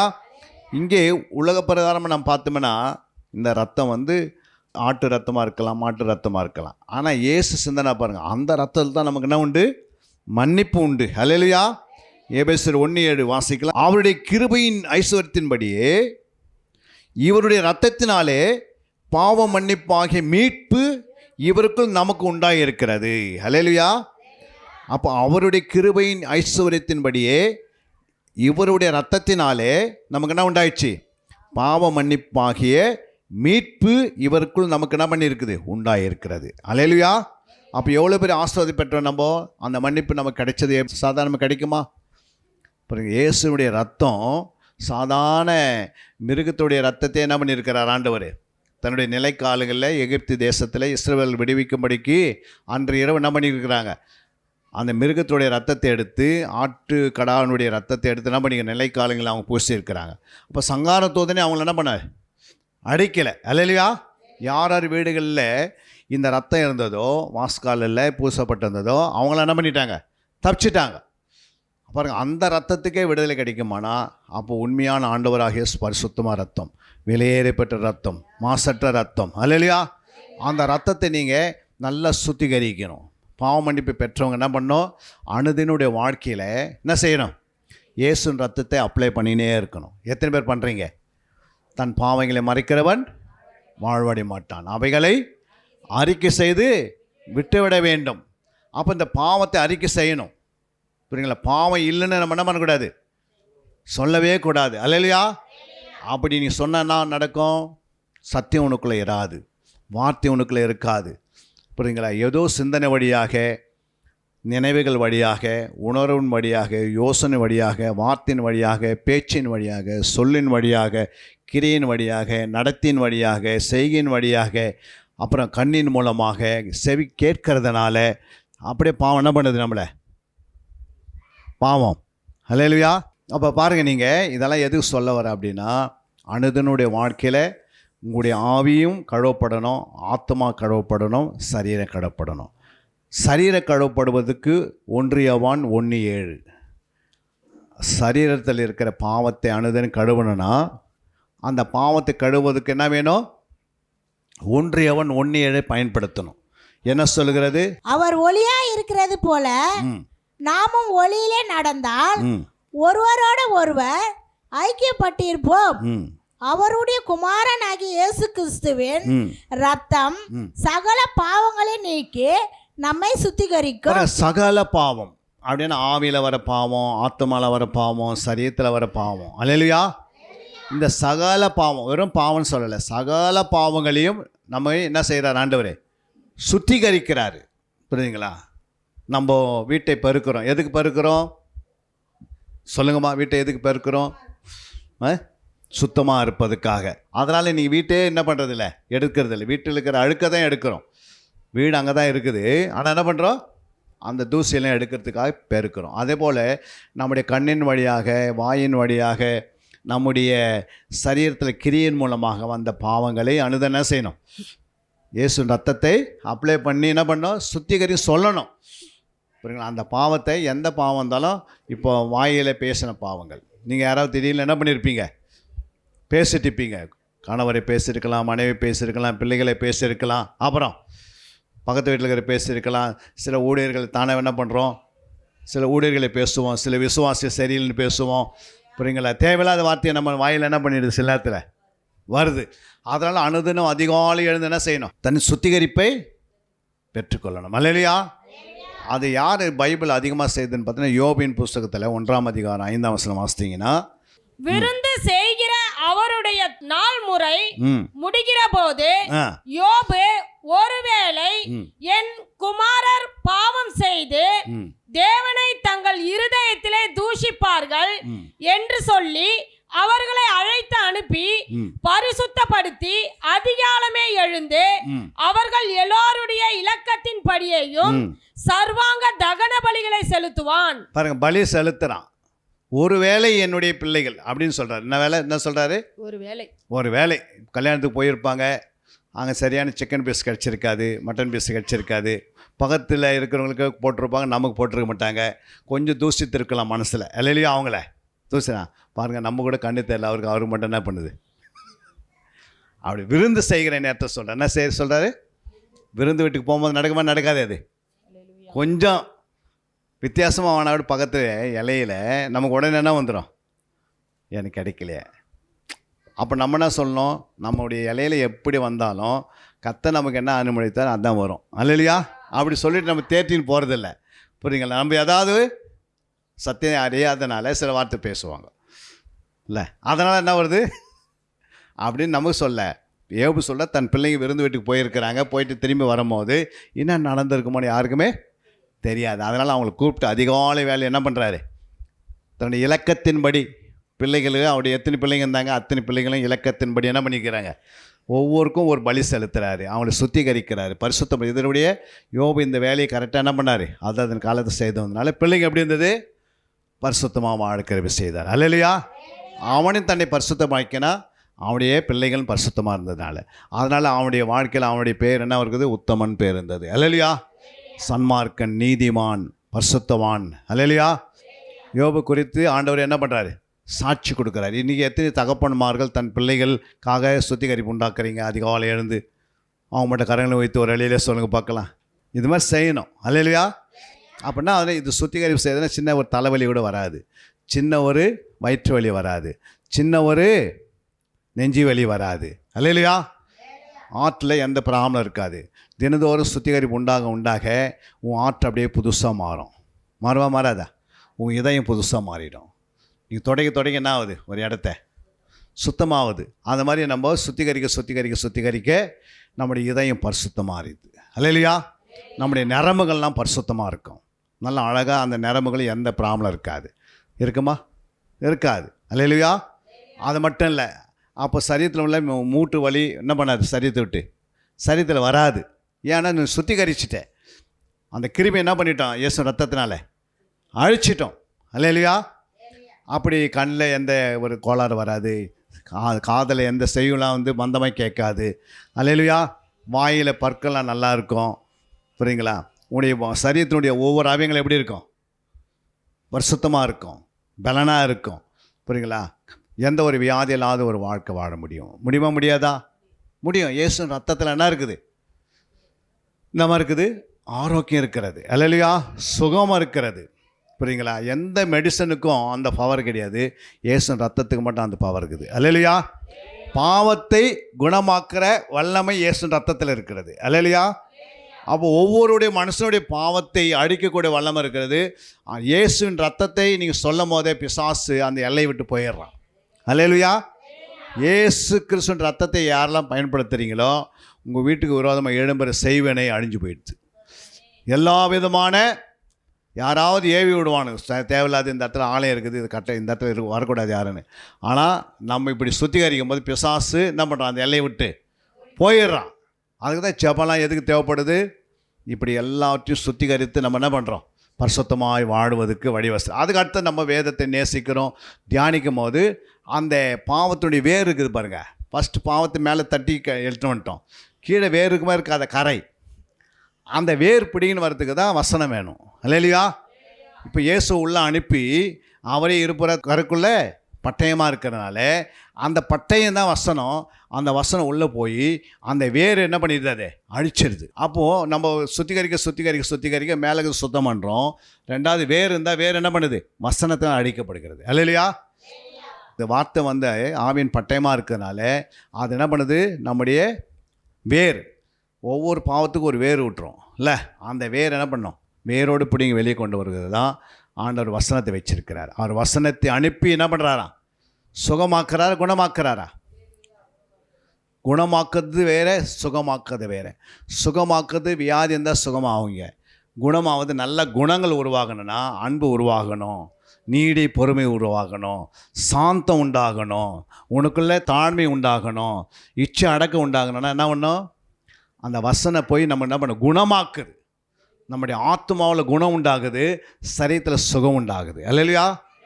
வியாதிந்தா சுகம், அப்புறம் பாவந்தா அந்த பாவத்தை மாற்றி குணமாக்குது. அதனால தான் வசனம் என்ன பண்ணுது, நம்மளை குணமாக்குற வேலை செய்யுது. இல்லையா? பிசாசின் வல்லமையில் அகப்பட்ட யாவரையும் அதை என்ன பண்ணுது, குணமாக்குது. இல்லையா? குணமாக்குறவாறு இயேசு என்ன பண்ணார், சுற்றி திரிந்தார் அப்படின்ட்டு 10:38 வாசிங்க.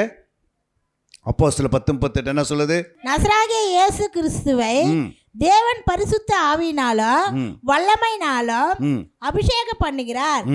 தேவன் அவரோட கூட இருந்தபடினாலே அவர் நன்மை செய்கிறவராக பிசாசின் வல்லமையினால் அகப்பட்ட யாவரையும் குணமாக்கிற சுற்றி திரிந்தார். அல்லேலூயா. என்ன செய்றாரு, குணமாக்குறவராக. பிசாசின் வல்லமையில் அகப்பட்டவர்கள். அல்லேலூயா. பிசாசுக்கு என்ன இருக்குது, வல்லமை இருக்குது. அது என்ன வல்லமை, அதான் பாவம், அக்கிரமம், மீறுதல், புரியுங்களா, எதிர்த்து பேசுகிற குணங்கள், இதெல்லாம் பிசாசின் வல்லமை. புரியுங்களா, அதிகமான தூக்கம் பிசாசின் வல்லமை, பெருந்தீனி பிசாசின் வல்லமை, புரியுங்களா, இச்சைகள், புரியுங்களா, கண்கள் இச்சை, மாம்சத்தின் இச்சை, ஜீவனத்தின் பெருமை, இதெல்லாம் பிசாசின் வல்லமைகள். அது மட்டும் இல்லை, என்ன சொல்கிறாரு, விபச்சாரம், வேசித்தனங்கள், புரியுங்களா, இதெல்லாம் பிசாசின் குணம். இதெல்லாம் எப்படி அழியுதுன்னா, இந்த வசனம் உள்ளே போய் என்ன பண்ணுது, நம்மளை முற்றிலும் குணமாக்குது. அதான் வசனத்தை அனுப்பி நான் குணமாக்குறேன். அல்லேலூயா. அப்போ பாவத்தில் வர வியாதி இயேசுவின் வசனம் உள்ளே போய் அடிக்கும் போது அது பிறகு அந்த வியாதி வரைய வராது. அல்லேலூயா.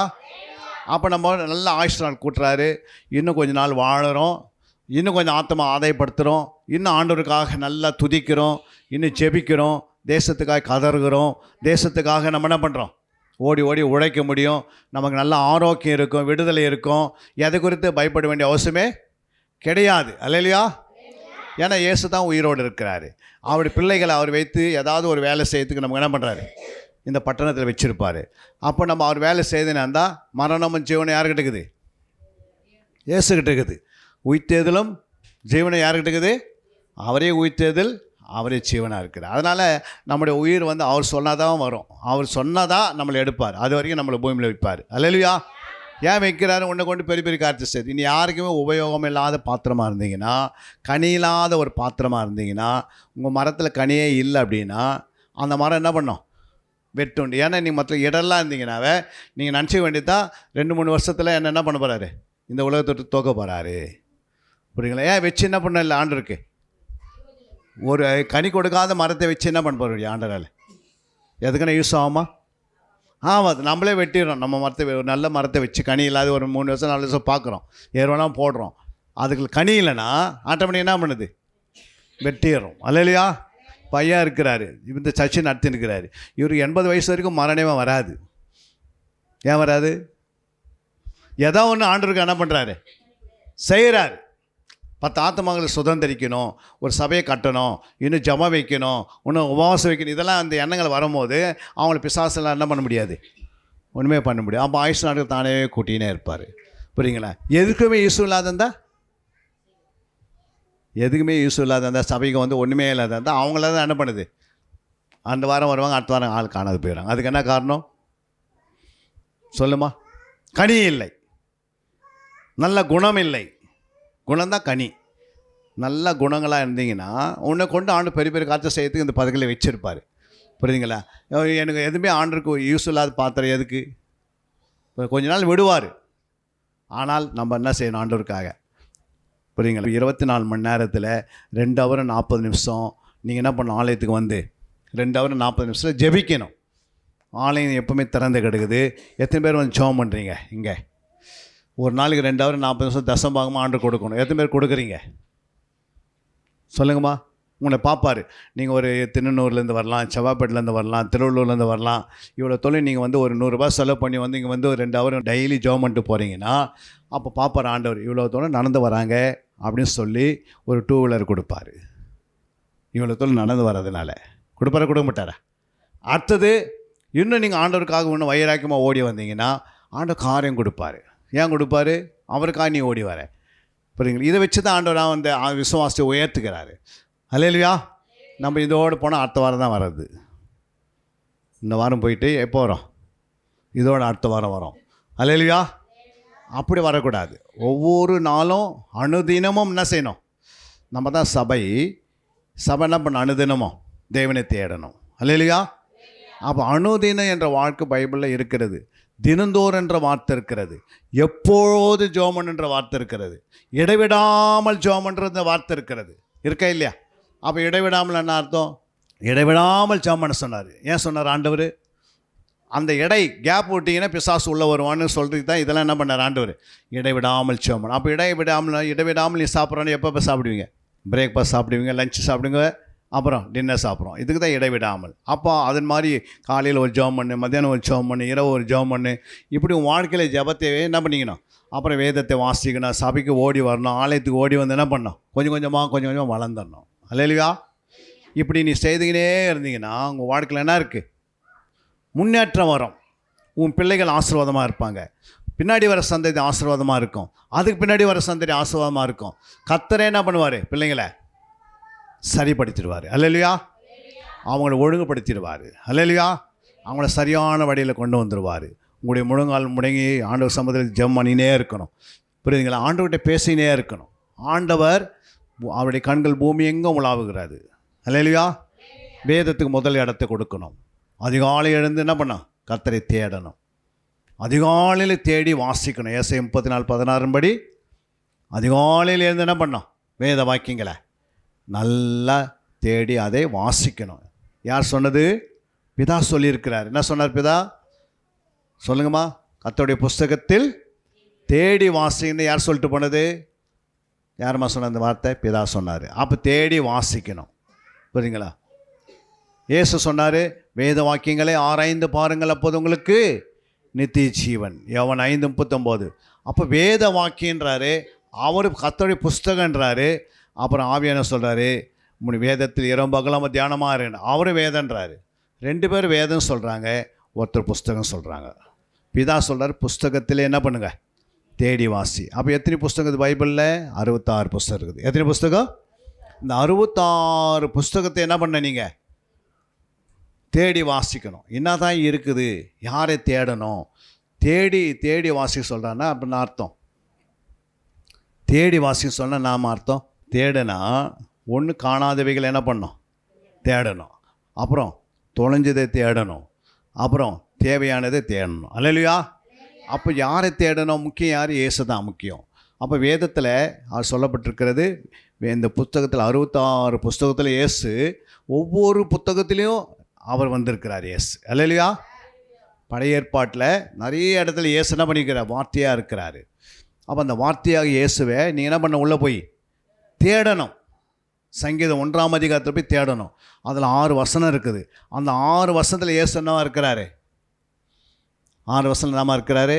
இயேசு 3 இடத்துல இயேசு வந்திருக்கிறாரு. வழி என்ற வார்த்தை 3 இடத்துல வந்துக்குது. போய் பாருங்கள்.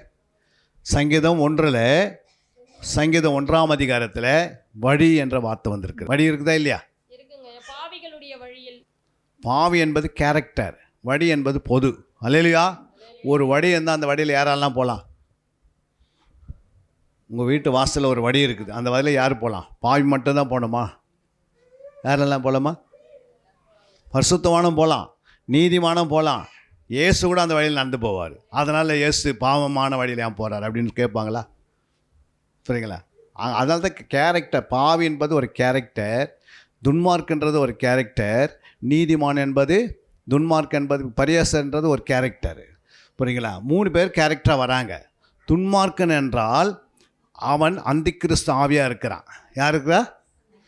பாவி என்றால் அவன் வலுசர்பத்தின் ஆவியாக இருக்கிறான். பரியாசக்காரன் கள்ளத்திற்கசன் ஆவியாக இருக்கிறான். புரியுங்களா? இவங்க 3 பேர் என்ன பண்ணுறாங்க? வேதத்தை எடுக்காதபடி, இரம்பகல் எடுக்காதபடி இவங்க 3 பேரில் யாராவது ஒன்று என்ன பண்ண நம்ம டச் பண்ணினே இருப்பாங்க அடிக்கடிக்கு. வேதத்தை இரம்பகலை நீ தியானம் பண்ணினே இருந்தால், வேதத்தை இரம்பகலை நீ நேரத்தை கொடுத்தேன்னா இந்த 3 பேர் கிட்ட வர மாட்டாங்க. இந்த 3 ஆவி என்ன பண்ணாது? துன்மார்க்குன்னு ஆவி உங்ககிட்ட வராது, பாவின் வழியும் ஆவி உங்ககிட்ட வராது, பரியாசம் வழி ஆவி உங்ககிட்ட வராது. எப்போ வரும்? நீ எப்போ இந்த வேதத்தை மறந்துறியோ, எப்போ இதுக்கு நேரத்தை கொடுக்கலையோ, உனக்கு கொடுக்கப்பட்ட நேரம் தான் நீ உலகத்துக்கு கொடுத்துருந்தனா இந்த 3 பேர் யாராவது ஒன்றே என்ன பண்ணிவிடுவான்? உனக்குள்ளே வந்து உன்னை கொஞ்சம் கொஞ்சமாக சபையை விட்டு, உன்னுடைய வீட்டை விட்டு அப்படியே என்ன பண்ண கெட்ட குமாரன் கொண்டு போயிடுவான். புரியுதுங்களா? அப்போ இந்த 3 பேருக்கு உங்ககிட்ட வரக்கூடாது. யார் வரக்கூடாது? இவங்க 3 பேர் வராது இருக்கிறனா தான் அதுக்கு தான் இரவு பகல் என்ன செய்யணும்? தியானிக்கணும். தியானம் என்பது எங்கே? தியானம் எங்கம்மா பண்ணோம்? தியானம் ஆவி ஆத்மா சரியத்தில் எங்கே பண்ணணும்னு கேட்குறேன். ஆவி ஆத்மா சரியத்தில் சங்கீதம் 39ஆம் அதிகாரம் 3ஆம் வசனத்தில் ஆண்டவர் சொல்கிறாரு பாருங்கள். நான் தியானிக்கையில் அக்கினி மூண்டது, அப்பொழுது என் நாவினால் விண்ணப்பம் செய்தேன். அப்ப என்ன சொல்றார் ஆண்டவரே? என் இருதயம் எனக்குள்ளே அனல் கொண்டது. என் இருதயம் என்ன பண்ணுச்சு? என் இருதயம் எனக்குள்ளே அனல் கொண்டது. நான் தியானிக்கையில் அக்கினி மூண்டது, அப்போது என் நாவினால் விண்ணப்பம் செய்தேன். அல்லேலூயா. அப்போ எப்போ ஒரு மனுஷனுடைய இருதயம் அனலாக இருக்கும்? எப்பவுமே அனலாக இருக்கணும். அல்லேலூயா. எப்பவுமே உன் இருதயம் அனலாக இருக்கணும். அல்லேலூயா. உன்னுடைய இருதயத்தில் அனல் இல்லை அப்படின்னா யாருனாலும் என்ன பண்ணலாம்? உன் இருதயத்தில் உன்னுடைய இருதயம் எப்பவுமே எப்படி இருக்கணும்? அனலாக இருக்கணும். அல்லேலூயா. அப்போது தியானம் பண்ணும்போதுலாம் ஆகுது. தியானம் பண்ணும்போது அந்த இருதயம் என்ன பண்ணோம்? அக்கினி எழும்புது. அல்லேலூயா. அப்போது வாயினால் என்ன பண்ணுறோம்? விண்ணப்பம் செய்கிறோம். அப்போது நம்முடைய இருதயம் அனலாக இருக்கணும். தியானிக்கும் போது அக்கினி எழும்போம். அக்கினி எழும்பும் போது என்ன உண்டாகும்? இருதயம் பரிசுத்தமாடியது. புரியுங்களா? நம்முடைய ஆவி ஆத்மா சரீரத்தில் சென்ட்ரு பகுதி நம்முடைய இருதயம். அல்லேலூயா. இந்த ஆத்மாவுக்குள்ளே தான் இந்த இருதயம் இருக்கும். இந்த இருதயத்துக்குள்ளே என்ன செய்யணும்? நீங்கள் வசனத்தை எடுத்து உள்ளே வைத்து எப்போதும் அதை என்ன செய்யணும்? சிந்திக்கணும். என்ன செய்யணும்? சிந்திக்கணும். அப்புறம் நினைக்கணும், யோசிக்கணும். இதுக்கு பேர் தான் என்னது? தியானம். புரியுங்களா? அப்போ நீங்கள் காலையில் இன்றைக்கி மெசேஜ் கேட்டீங்க. இந்த மெசேஜ் எத்தனை நாள் வரைக்கும் நீங்கள் தியானிக்கலாம்? எத்தனை நாள் தியானிக்கலாம்? ஒரு வாரமாக என்ன பண்ணலாம்? ஏன்னா இன்றைக்கி சண்டே சபைக்கு வந்தீங்க, இதை எழுதுனீங்க, வீட்டில் குடும்ப ஜபத்தில் போய் என்ன செய்யணும்? நீங்கள் உங்கள் பிள்ளைங்களாம் உட்காந்து இந்த வார்த்தையை ஏன் பேசினார் ஆண்டவர் இன்றைக்கி காலையில்? இன்றைக்கி சண்டே இந்த வார்த்தையை பேசினார். அப்போது ஆண்டவர் என்ன பண்ணுறாரு? நமக்கு ஒரு எச்சரிப்பை தராரு, ஒரு ஆசீர்வாதத்தை தரப்போகிறாரு, ஒரு நன்மை உண்டாக போகிறது, ஒரு நல்ல காரியம் வீட்டுக்கு நிறைவேற்ற போகிறாரு. இந்த கிறிஸ்மஸ் நாட்களில் கர்த்தர் நம்மை கொண்டு பெரிய காரியத்தை செய்ய போகிறாரு. ஏதோ ஒரு காரியம் நடப்பதுக்காக ஆண்டவர் என்ன பண்ண இந்த வாரம் பேசுவார். புரியுங்களா? இந்த வாரம் ஃபுல்லாக நீங்கள் வீட்டில் என்ன பண்ண? இந்த வசனத்தை தியானிக்கணும், அதை ஆராய்ந்து பார்க்கணும், அதை என்ன செய்யணும்? தேடி வாசிக்கணும். ஃபஸ்ட்டு தேடி வாசிக்கணும். தேடி வாசித்ததை என்ன செய்யணும்? நீங்கள் ஆராயணும். ஆராய்ந்து பிறகு தான் என்ன பண்ணணும்? தியானிக்கணும். ஏன் லாஸ்ட்டில் தியானிக்கிறோம் அப்படின்னா, நம்ம தேடும் போது கிறிஸ்துவை தேடுறோம். புரியுங்களா? கிறிஸ்துவை தேடின பிறகு அவருடைய வார்த்தையை கண்டுபிடிச்சிடுறோம். கண்டுபிடிச்சவருக்கு அது என்ன சொல்லுதுன்னு கொஞ்சம் என்ன பண்ணுறோம்? வேதத்தில் இயேசு சொன்னார் ஆராய்ந்து பாருங்கன்னு. அப்போ ஆராய்ந்து பார்க்க ஆரம்பிக்கிறோம். ஆராய்ந்து பார்க்க நமக்கு என்ன உண்டாகுது? அதில் கரெக்டான வார்த்தை, இந்த வார்த்தை இந்த இடத்துல சொல்லப்பட்டிருக்கிறது. புரியுதுங்களா? ஆராய்ந்து பார்த்து முடிஞ்ச பிறகு தான் என்ன செய்கிறோம்? அதை தியானிக்க ஆரம்பிக்கிறோம். தியானம் பண்ண பிறகு என்ன உண்டாகுது? விடுதலை உண்டாகுது. புரியுங்களா? தியானித்து முடிஞ்ச பிறகு அவங்க எப்படி இருப்பாங்களா? நீர்க்கால்கள் ஓரமாய் நடப்பட்டவர்களாகவும், அப்புறம் தன் காலத்தில் அப்போ கனி தருவீங்க, சமாதானம் கொடுப்பீங்க, சமாதானமாக இருப்பீங்க. அப்போ நீங்கள் யோசிக்க வேண்டியது, போன வாரம்லாம் நான் என்னை திட்டினே இருந்தாங்க, நான் திருப்பி பேசினேன். இந்த வாரம் நான் தியானம் பண்ணேன், இப்போ பேசுவேன், நான் பொறுமையாக இருக்கிறேன். அதுக்கு என்ன காரணம்? தியானிக்கிறதுனால. அப்போது உங்களுடைய சுபாவம் மாறுதுன்னு அர்த்தம். ஆலயத்துக்கு 10 வருஷம் சுபாவம் வந்துக்கின்னு எந்த சுபாவம் மாறலைன்னா அப்படின்னா அர்த்தம் நம்ம மேலே ஏதோ நம்ம செய்ய வேண்டிய வேலையை நம்ம செய்யலை. தியானிக்க வேண்டிய தியானிக்காதனால தான் இன்றைக்கி நிறைய பேருடைய சுபாவம் மாற மாட்டேங்குது. அதுக்கு என்ன காரணம் என்னென்னா, ஆண்டவர் மேலே தப்பு குறை சொல்கிறோம். சரிங்களா? நான் நிறைய ஜெபம் பண்ணாண்டு, ஜெபம் என்பது ஆண்டவர்கிட்ட கேட்குறது. ஜெபம் யாருமே பரிசுத்தமாக்குமா? சொல்லுங்கம்மா. நீங்கள் ஜெபம் பண்ணும் போது உங்களை பரிசுத்தமாக்குமா? நீங்கள் சொல்லுங்கள். நீங்கள் ஜெபம் பண்ணுறீங்க, உங்களை பரிசுத்தமாக்குமா? ஜெபம் உங்களை பரிசுத்தமாக்குமா? இப்போ வெறும் தண்ணி மட்டும் குடிச்சிட்டு வாழ்க்கை வாழ முடியுமான்னு கேட்குறேன். முடியா? என்ன வேணும்? உணவு வேணும். உணவு தான் ஆகாரம். புரியுங்களா? அப்போ உணவு இல்லாமல் ஜெபம் பண்ணவே முடியாது. அதனால் உணவு இல்லாத நீ ஜெபம் பண்ணி பலவானாக மாறிட்டேன்னா அப்போ பைபிளே தேவையில்லை. ஐயம் வேதம் இல்லாத நமக்கு ஜெபம் மட்டும் பண்ணுங்க சொல்லிட்டு போயினே இருப்பார். புரியுங்களா? நல்லா துதிக்கிறோம் ஆண்டவரை. என்ன செய்கிறோம்? துதிக்கிறோம். அப்போ வெறும் துதித்தா பரிசுத்தமாகிட முடியுமா? ஆக முடியாது. புரியுங்களா? வேதம் இல்லாமல் நீ எவ்வளோ நேரம் துதித்தாலும் அதுக்கு வந்து என்ன இல்லை, பலன் இல்லை. நீங்கள் வேதம் இல்லாத ஜெபம் பண்ணிங்கன்னா ஆண்டவர் சொல்ல, வேதம் இல்லாத ஜெபிக்கிறவங்க ஜெபம் அருவருப்பாக இருக்குன்றாரு. அப்போ வேதத்தோடு தான் ஜெபிக்கணும், வேதத்தோடு தான் துதிக்கணும். அல்லேலூயா. இன்றைக்கி நிறைய பேர் வேதத்தை விட்டுட்டு நல்லா துதி ஆரான்னு சொல்லிவிட்டு அப்புறம் பாவத்தில் போய் விழுந்துடுறாங்க. அப்புறம் நல்லா ஜெபிக்கணும்னு சொல்கிறவங்க அவங்க பார்த்து வாயில் அவ்வளோ வார்த்தை வரும். புரியுங்களா? நம்ம 24 மணி ஜெபம் பண்ணுறேன், வாயில் இப்படி வருதுன்னு கேட்டால் என்ன சொல்கிறாங்க? ஜெபம் வந்து ஒரு மனுஷன் பரிசுத்தமாக்குறதுன்னா ஆண்டவர் சிலுவைக்கு வர வேண்டியதில்லை, வேதத்தை நம்ம கையில் கொடுக்க வேண்டியதில்லை. பரலோகத்தில்தான் சொல்லிட்டு போய் ஜெபம் பண்ணுங்கன்றார். அல்லேலூயா. 24 மணி ஜெபம் பண்ணி பரலோகத்துக்கு வந்தெல்லாம் சொல்லிட்டு பாரு. ஜெபம் என்பது எந்த கட்டம்?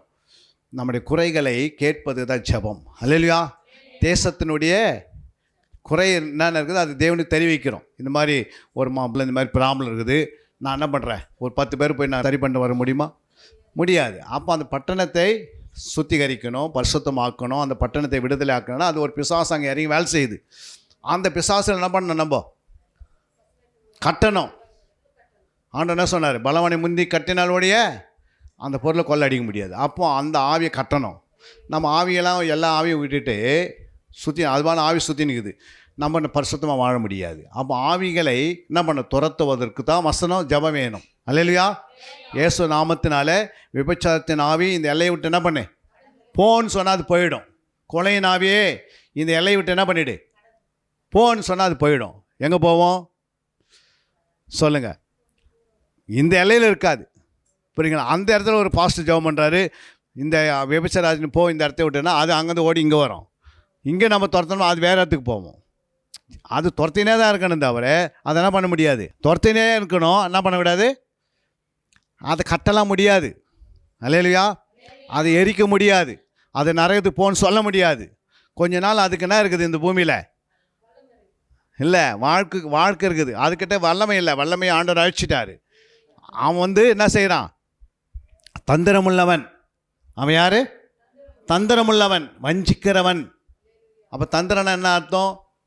கர்த்தர் சொல்கிறார், உன்னை ஆசீர்வதிப்பு. நீங்கள் தான் ஐயா என்ன பண்ணார்? உங்களை ஆசீர்வாதத்தை அனுப்புவார். பார்த்து தொழில் பண்ணதுக்கு ஐயா சொன்னதெல்லாம் நடக்காது அப்படின்னு பிசாசு நடு ரோட்டில் வந்து சொல்லுவான். யார் சொன்னது? இன்னொரு விசுவாசி உங்கள்கிட்ட சொல்லுவாங்க. புரியுங்க? எங்கள் பாஸ்டர் கூட சொன்னார் என்னை ஆசீர்வாதம், அதெல்லாம் நான் நம்புறதில்லை அப்படின்னும். அப்போ நீங்கள் அவர் என்ன சொன்னார் உங்கள் மேய்ப்பர், நீங்கள் அதை அப்படியே விசுவாசத்தில் பாருங்கள், என்ன செய்யும்? அது உறுதியாக இருந்துட்டிங்கன்னா அவர் உன்னை ஆசீர்வதிப்பார், உனக்கு வீட்டை உண்டாக்கி தருவார், உன் பிள்ளைங்கள் காலேஜுக்கு இடம் கிடைக்கும், உனக்கு வந்து காலேஜுக்கு பணம் வந்து ஆண்டவர் உதவி செய்வார் அப்படின்னு சொல்லி அவர் என்ன சொல்கிறாரு மேய்ப்பர் அப்படியே கேட்டு பாருங்கள், என்ன நடக்கும்? அப்படியே நடந்துடும்.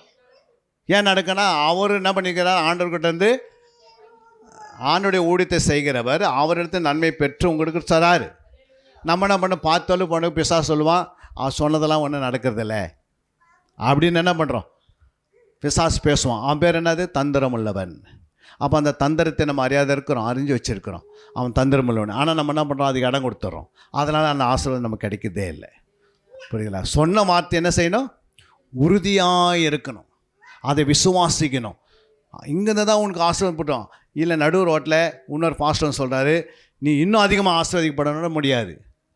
ஏன்னா உன்னை பெற்றவங்க யார்? உங்கள் தகப்பன். உங்கள் தகப்பன் உன்னை சொல்லும் போது தான் ஆசீர்வதிக்கப்படுவேன். அதே மாதிரி உங்கள் மேய்ப்பன் சொல்லும் போது தான் நீ ஆசீர்வதிக்கப்படுவேன். அதனால தான் ஆண்டவர் என்ன செய்திருக்கிறாரு, அந்தந்த சபையில் அங்கெல்லாம் உட்கார வச்சிருக்கிறாரு. அல்லேலூயா. எல்லாத்துலேயும் போய் ஆசீர்வாதத்தை பெற முடியாது, தப்பான கணக்கு. புறஜாதிகள் எங்கே போனாலும் எந்த பாஸ்டர் ஜெபம் பண்ணாலும் விடுதலை ஆக்குவார். ஆனால் நீங்கள் ஒரு சர்ச்சையில் மேய்ப்பன் கீழே இருந்தால் அது கீழே தான் உங்களுக்கு ஆசீர்வாதம். புரியுதுங்களா? அந்த ஆசீர்வாதத்தை நீங்கள் பெற்றுக்கொள்ளணும். எப்படி பெற்றுக்கொள்வீங்க? உங்கள் மேய்ப்பர் சொல்லும் போது பெற்றுக்கொள்வீங்க. அல்லேலூயா. எல்லாருக்கும் ஜெபம் பண்ணலாம். ஆனால் மேய்ப்பர் எதுக்கு வச்சுருக்கிறாங்கன்னா, அவர் உங்களை என்ன செய்கிறாரு, ஒவ்வொரு வாரம் சந்திக்கிறாரு.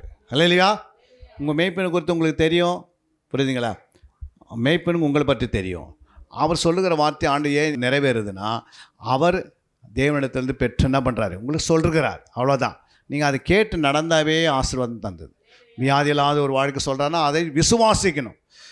அப்போது வசனத்தின் படியில் தான் எல்லாமே வச்சுட்டார் ஆண்டவர்.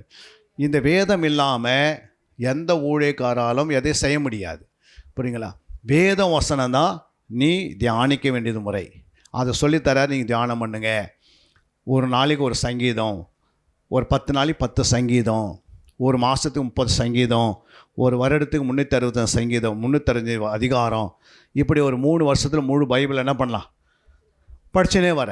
புரியுங்களா? எத்தனையோ 4000 வருஷத்துக்கு முன்னாடி, 2000 வருஷத்துக்கு முன்னாடி நம்ம கையில் நம்ம வேதம் என்னன்னு தெரியாது. தெரியுமா நமக்கு? ஆனால் இந்த வேதம் என்ன பண்ணுது, கிட்டத்தட்ட நமக்கு எழுதப்பட்டு நம்ம கையில் கொடுக்கப்பட்டிருக்கிறது. அல்லேலூயா. ஆனால் இந்த வேதம் 10,000 வருஷத்துக்கு முன்னாடி பேசினாலும் அதை தான் இன்றைக்கி பேசுது. புரியுங்களா? அன்றைக்கி ஆதாம் கிட்ட பேசின வார்த்தை இன்றைக்கி பேசுது. அல்லேலூயா. ஆனால் இந்த வேதத்தில் உயிர் இருக்குது, வசனம் உயிராகுது. அப்போ நீங்கள் இதை இரவு பகலாம் தியானிக்கணும். அப்படி தியானிக்கும் போது சத்துரு என்ன பண்ண முடியாது, உங்களை எதையும் தொட முடியாது. அப்படி தொட்டாலாம் பயப்படுவான் உங்களை பார்த்து. ஏன்னா வசனம் உங்களுக்குள்ளே இருக்குது. அந்த வசனம் என்ன இருக்கணும்? இப்போ உங்களுக்குள்ளே அரிசி சோறு சாப்பிட்றீங்க, அந்த சோறுக்கு என்ன கிடைக்குது, உங்களுக்கு பலன் கிடைக்குது. அந்த மாதிரி ஒரு ஆண்டவருடைய வாயினால் உண்டாக்கப்பட்ட அந்த வார்த்தையினால் பூமியை உண்டாக்கி, பூமியிலேருந்து விதையை போட்டு, விதையினால் ஒரு அரிசி அந்த அரிசியை சாப்பிடும் போது நமக்கு பலன் கிடைக்கும் போது, அவர் வாயின் வந்த வார்த்தை டைரெக்டாகவே நம்முடைய இருதயத்துக்கு போகும்போது அதோடய நம்ம 2 மடங்கு நமக்கு என்ன உண்டாகுது, பலன் உண்டாகுது. அதனால தான் அந்த வார்த்தை இருதயத்தில் வரும்போதே பிசாசு என்ன பண்ணிடுறான், பறித்து கொள்கிறான் என்று போட்டிருக்குது. வாசிங்க, அந்த வசனத்தை முடிக்க போகிறோம் சீக்கிரம். மத்தேயு 13ஆம் அதிகாரம் 19ஆம் வசனம் வாசிங்க. ஒருவன் ராஜ்யத்தின் வசனத்தை கேட்டும் உணராது இருக்கும்போது பொல்லாங்கன் அவன் இருதயத்தில் விதைக்கப்பட்டதை பறித்து கொள்கிறான். அப்படின்னா அர்த்தம், நீங்கள் ராஜ்யத்தின் வசனத்தை கேட்குறீங்க. இன்றைக்கி இது யாருடைய வசனம்? தேவனுடைய ராஜ்யத்திலேருந்து வந்த வசனம் தான் தேவனுடைய ராஜ்யத்தின் வசனங்கள். இந்த வசனத்தை நான் பேசும்போது இந்த வசனம் உங்கள் இருதயத்துக்கு போதா இல்லையா? நீங்கள் போயிட்டு இதை தியானிக்கலை, உணர்வு எங்கே வரும்? தியானிக்க மொத்தம் அந்த உணர்வு. அது கூட நீ சங்கீதம் 49:3 வாசித்து பாருங்க. என் வாய் ஞானத்தை பேசும், என் இருதயம் உணர்வை தியானிக்கும். பாருங்க, உணர்வு. அப்போ என் இருதயத்துக்குள்ள என்ன இருக்குது? உணர்வு இருக்கிறது. சரீரத்தில் என்ன இருக்குது நமக்கு? இங்கே பாருங்க, சரீரத்தில் என்ன இருக்குது? உணர்ச்சி இருக்கிறது. இன்ஜெக்ஷன் போடும்போது டாக்டர் இன்ஜெக்ஷன் போடும்போது நம்ம சுருக்குன்னு வருதா, வலிக்குதா? அதுக்கு பேர் என்னது? உணர்வா உணர்ச்சியா? உங்களுக்கு வலிச்சா உணர்ச்சி உண்டாது, வலிக்கலைன்னா மருத்துவ போய்க்கிறதுன்னு அர்த்தம் இல்லை? அப்போது உங்களுக்குள்ளே இன்ஜெக்ஷன் போடும்போது உணர்ச்சி வருது. ஆனால் உங்களுடைய ஆத்துமால வசனம் இருதயத்துக்கு போனதுக்கு உணர்வு அடையணும். அதான் சொல்கிறாரு சங்கீதக்காரன் சொல்லும் போது என்ன சொல்கிறாருன்னா, அந்த வேத வசனம், அதாவது தியானிக்கும் போது உணர்வு. அல்லேலூயா. வாசிங்க அந்த வசனத்தை 49:3 என்ன சொல்லுது? வாய் ஞானத்தை பேசணும். அப்போ இருதயத்துக்குள்ளே வசனத்தை என்ன பண்ணணும்? சிந்திக்கும் போது உணர்வு அடையுது. அல்லேலூயா. அப்போ அந்த இருதயத்துக்குள்ளே தான் அந்த தியானம் இருக்கிறது, உணர்வு இருக்கிறது. புரியுங்க? அந்த உணர்வு, இந்த தியானம், புரியுதுங்களா? இந்த சிந்தனை, யோசனைலாம் ஒரு கனெக்டடு வார்த்தை. இது பைபிளில் அங்கங்கே இருக்கும். புரியுதுங்களா? நீங்கள் அந்த தியானம் அப்படின்னா, தியானன்றது நம்ம எதுவும் போய் உட்காந்திங்கன்னு மெய் மறந்து உட்காந்துக்கிறது இல்லை. புரியுங்களா? அந்த வசனத்தை மேலே அடிக்கடி என்ன பண்ணணும்? நீங்கள் யாராவது செத்துட்டாங்க உங்கள் வீட்டில் இல்லை ரோட்டில், அதை பார்த்துட்டிங்கன்னா இப்போது நீங்கள் என்ன பண்ணுவீங்க? அது நினைக்க அது உங்களுக்கே உருவாகிற மாதிரி இருக்கும். அது மாதிரி நீங்கள் அதுக்கு நேரம் கொடுத்துட்டிங்கன்னா அது என்ன பண்ண டக்குன்னு அது உங்களை பலவீனப்படுத்தியே எடுத்துகிட்டு போயிடும். புரியுதுங்களா? அப்படி தான் என்ன பண்ண, சிலவங்க பார்த்தீங்கன்னா அம்மா இறந்துருவாங்க, சில வீட்டில் பார்த்தீங்கன்னா அக்கா இறந்துருவாங்க, சில பண்ணி இறந்துருவாங்க. அது இவங்க பார்த்துருப்பாங்க. இவங்க அடிக்கடி என்ன பண்ணுவாங்க? அதை யோசிச்சுனே இருப்பாங்க. இப்போ அந்த ஆவி ஏற்கனவே பண்ணி அந்த ஆவி என்ன பண்ணிச்சு, இப்போ இவங்ககிட்ட வந்துடும். வந்து அதை அந்த சிந்தனையை அதிகப்படுத்தும். இன்னும் யோசித்து போய் அவங்க அதுக்கு இடம் கொடுத்துட்டாங்கன்னு வச்சிங்களேன், உடனே ஆவி உள்ளே போயிட்டு கொஞ்ச நாள் ஆன பிறகு அவங்கள என்ன பண்ண தட்டி அதுன்னு போயினே இருக்கும். அதே மாதிரி போயிடுவாங்க. புரியுங்களா? அப்போ சொல்லுவோம் அம்மா இறந்துட்டாங்க, இப்போ பிள்ளை இருந்துச்சு, இப்போ அம்மா இருந்துச்சு. அதுக்கு என்ன காரணம்னா அந்த சிந்திக்கினே இருக்கிறாங்க, அந்த மனசில் இருதயத்தில் போட்டுச்சு. அதனால தான் நெகட்டிவான காரியத்தை என்ன பண்ணக்கூடாது, யோசிக்கக்கூடாது. புரியுங்களா? நெகட்டிவான காரியத்தை ஏதாவது ஒன்று நெகட்டிவான வியாதி குறித்து அதிகமாக யோசிக்கக்கூடாது. புரியுங்களா? சுகரை குறித்து அதிகமாக என்ன பண்ணக்கூடாது, யோசிக்கக்கூடாது. கேன்சரை பற்றி என்ன பண்ணக்கூடாது. நீங்கள் ஆல்ரெடி ஒரு கட்டி வந்திருக்கும், அது நீர் கட்டியாக இருக்கும், நீங்கள் அது கேன்சர் கட்டி யாரோ வந்து சொல்லிட்டு போயிடுவாங்க. புரியுங்களா? அது மாதிரி இருக்கும் அப்படின்னு சொன்னதுக்கு அதே நீங்கள் படுக்கும் போது யோசிப்பீங்க, பாத்ரூம் போகும்போது யோசிப்பீங்க, படுத்து தூங்கும் போது யோசிப்பீங்க, ரோட்டில் நடக்கும் போதெல்லாம் அந்த எண்ணம் தான் வரும். அப்போ அந்த பிசாசு உங்கள்கிட்ட வந்துட்டான்னு அர்த்தம். அதுக்கு நீங்கள் ஓகேன்ட்டிங்கன்னு வச்சுங்க, ஆமான்னு அப்படின்னு சொல்லிட்டீங்கன்னு வச்சிங்களேன், இப்போ அந்த கேன்சர் உருவாகிடாது. இப்படி தான் பிசாசு என்ன பண்ணோம், ஒவ்வொரு மனுஷங்களுக்கு வியாதியை கொடுக்குறது. அப்போ அந்த இடத்துல உனக்கு வசனம் இருந்துச்சுன்னா, நீ ஆண்டவர் மேலே அந்த வசனத்தை தியானித்திருந்தீங்கன்னா, இப்போ எப்படியாப்பட்டு சொன்னாலும் அதே நெகட்டிவ் என்ன பண்ணுவீங்க, ஏசு நாமத்தோடனே என்ன பண்ணுவீங்க, போ வெளியேன்னுவேன். புரியுங்களா? அந்த நினைவு வரும்போது என்ன பண்ணு, ஏசு நாமத்தினால போன்னு கட்டளையிடுவேன். அப்போ அந்த ஆவி வந்து உங்களை நெருங்கி இருக்குதுன்னு அர்த்தம். சும்மா சிந்தனை வராது. ஏன்னா சிந்தனை வழியாக தான் ஒரு மனுஷனுக்குள்ளே போக முடியும். பிசாசுக்கு வேறு எந்த வழியும் என்ன பண்ண முடியாது, போக முடியாது. இன்னும் வந்து எந்த பகுதியில் நீ பலவீனமாக இருக்குன்னு பார்ப்பான். அடிக்கடிக்கு நீங்கள் இதில் பலவீனத்தை விடுறீங்கன்னா அதே அதிகமாக கொண்டு வந்துடுவான். நீங்கள் அதுக்கு இடம் கொடுத்தீங்கன்னா அது உள்ளே போய் மவுண்ட்டாக என்ன பண்ணிடுது, உன்னை அரெஸ்ட் பண்ணிவிடும். உன் ஆத்மாவே என்ன பண்ணிவிடும், அரெஸ்ட் பண்ண. அதான் பிசாசு வந்து தந்திரமுள்ளவன். வேதத்தில் பார்க்குறோம், யூதாசுக்குள்ளே ஒரே நாளில் பூந்துட்டான். 6:13 வாசிங்க லூக்கா. பொழுது விடியும் போது அவர் நம்முடைய சீஷர்களை வரவழைத்து அவர்கள் 12 பேரையும் தெரிந்து கொண்டு அவர் அவர்களுக்கு அப்போஸ்தலர் என்று பெயரிட்டார். அடுத்தது, அவர் யாரெனில் பேதுரு என்று நாம் பேரிட்ட சீமோன், அவன் சகோதரனாகிய அந்தியோயாவோ, யாக்கோபு, யோவான், பிலிப்பு, பர்த்தலேமு, மத்தியோ, தோமா, அல்போயோன் குமாரனாகிய யாக்கோபு, செலோத்தியா எனப்பட்ட சீமோன், யாக்கோபின் சகோதரனாகிய யூதா, துரோகியான யூதாஸ் காரியத்தை. துரோகி இங்கே சொல்றாரு யூதாஸ். ஆரம்பத்திலே அவன் யூதாஸ் பேர் வந்தாச்சு, துரோகின்னு சொல்லிட்டாரு. புரியுதுங்களா? இப்போ ஆண்டவர் அந்த வார்த்தை சொல்லும் போது இவன் என்ன பண்ணியிருக்கணும், இதிலேருந்து வெளியே வரது முயற்சி பண்ணியிருக்கணும். பண்ணிக்கணுமா? 12 பேரை தான் தெரிந்து கொண்டார். புரியுதுங்களா? அப்போது இந்த வார்த்தை அந்த ஆரம்ப காலகட்டத்தில் அவனுக்குள்ளே ஒன்றா இருக்குது. துரோகன்ற வார்த்தை உள்ளே இருக்குது சபைக்கு வரும்போதே. புரியுங்களா? 3 வருஷம் சபையில் உட்காந்துருக்கும் போது அவன் என்ன பண்ணியிருக்கணும், அதை சொல்லுங்கம்மா. 3 வருஷம் சபையில் வரும்போது உங்களுக்கு ஒரு பலவீனம் இருக்குது, நல்ல பலவீனம் இருக்குதுன்னா அதை என்ன பண்ணுங்க, அதுக்காக ஜெபம் பண்ணுங்க, எதனா சொல்லி என்ன பண்ணணும், அடிக்கடிக்கு உனக்கு இடல உண்டாகுதுன்னு அந்த காரியம் அது சொல்லக்கூடாது. இப்போ இவனுக்கு இந்த வார்த்தை ஆண்டவர் சொல்லும் போது இவன் என்ன பண்ணியிருக்கணும், என்னடா என்னை பார்த்து துரோகின்றாரே அப்படின்னு சொல்லி ஆரம்ப காலகட்டத்தில் 6ஆம் அதிகாரத்தை சொல்லிட்டு 24 வரைக்கும் அதே சொல்லின்னு வராது. புரியுது? அப்போது ஆரம்பத்தில் ஒருத்தர் சபைக்கு வருவாங்க, அவங்க என்ன பண்ணுவாங்கன்னா பாஸ்டர் பேச சொல்லுவார், அப்புறம் வசனம் வரும். நீங்கள் அதை ஆரம்பத்திலே கேட்டீங்க, ஆனால் அதை என்ன பண்ணுறீங்க, அப்படியே கேட்டு இந்த காதில் வாங்கி போயிடுவீங்க.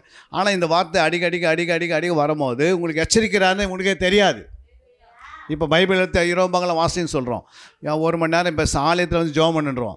நீங்கள் இதுக்கெல்லாம் நேரம் இருக்காது. அதே பார்த்திங்கன்னா இங்கே சுனாமி வருது, அது பட்டாபுரம் வரைக்கும் வருது, அதனால் எல்லாம் திருவள்ளுக்கு ஓடினுங்கன்னா நைட்டோட சாமான் எடுத்துன்னு ஓடுறோம். நம்ம போக மாட்டோமா?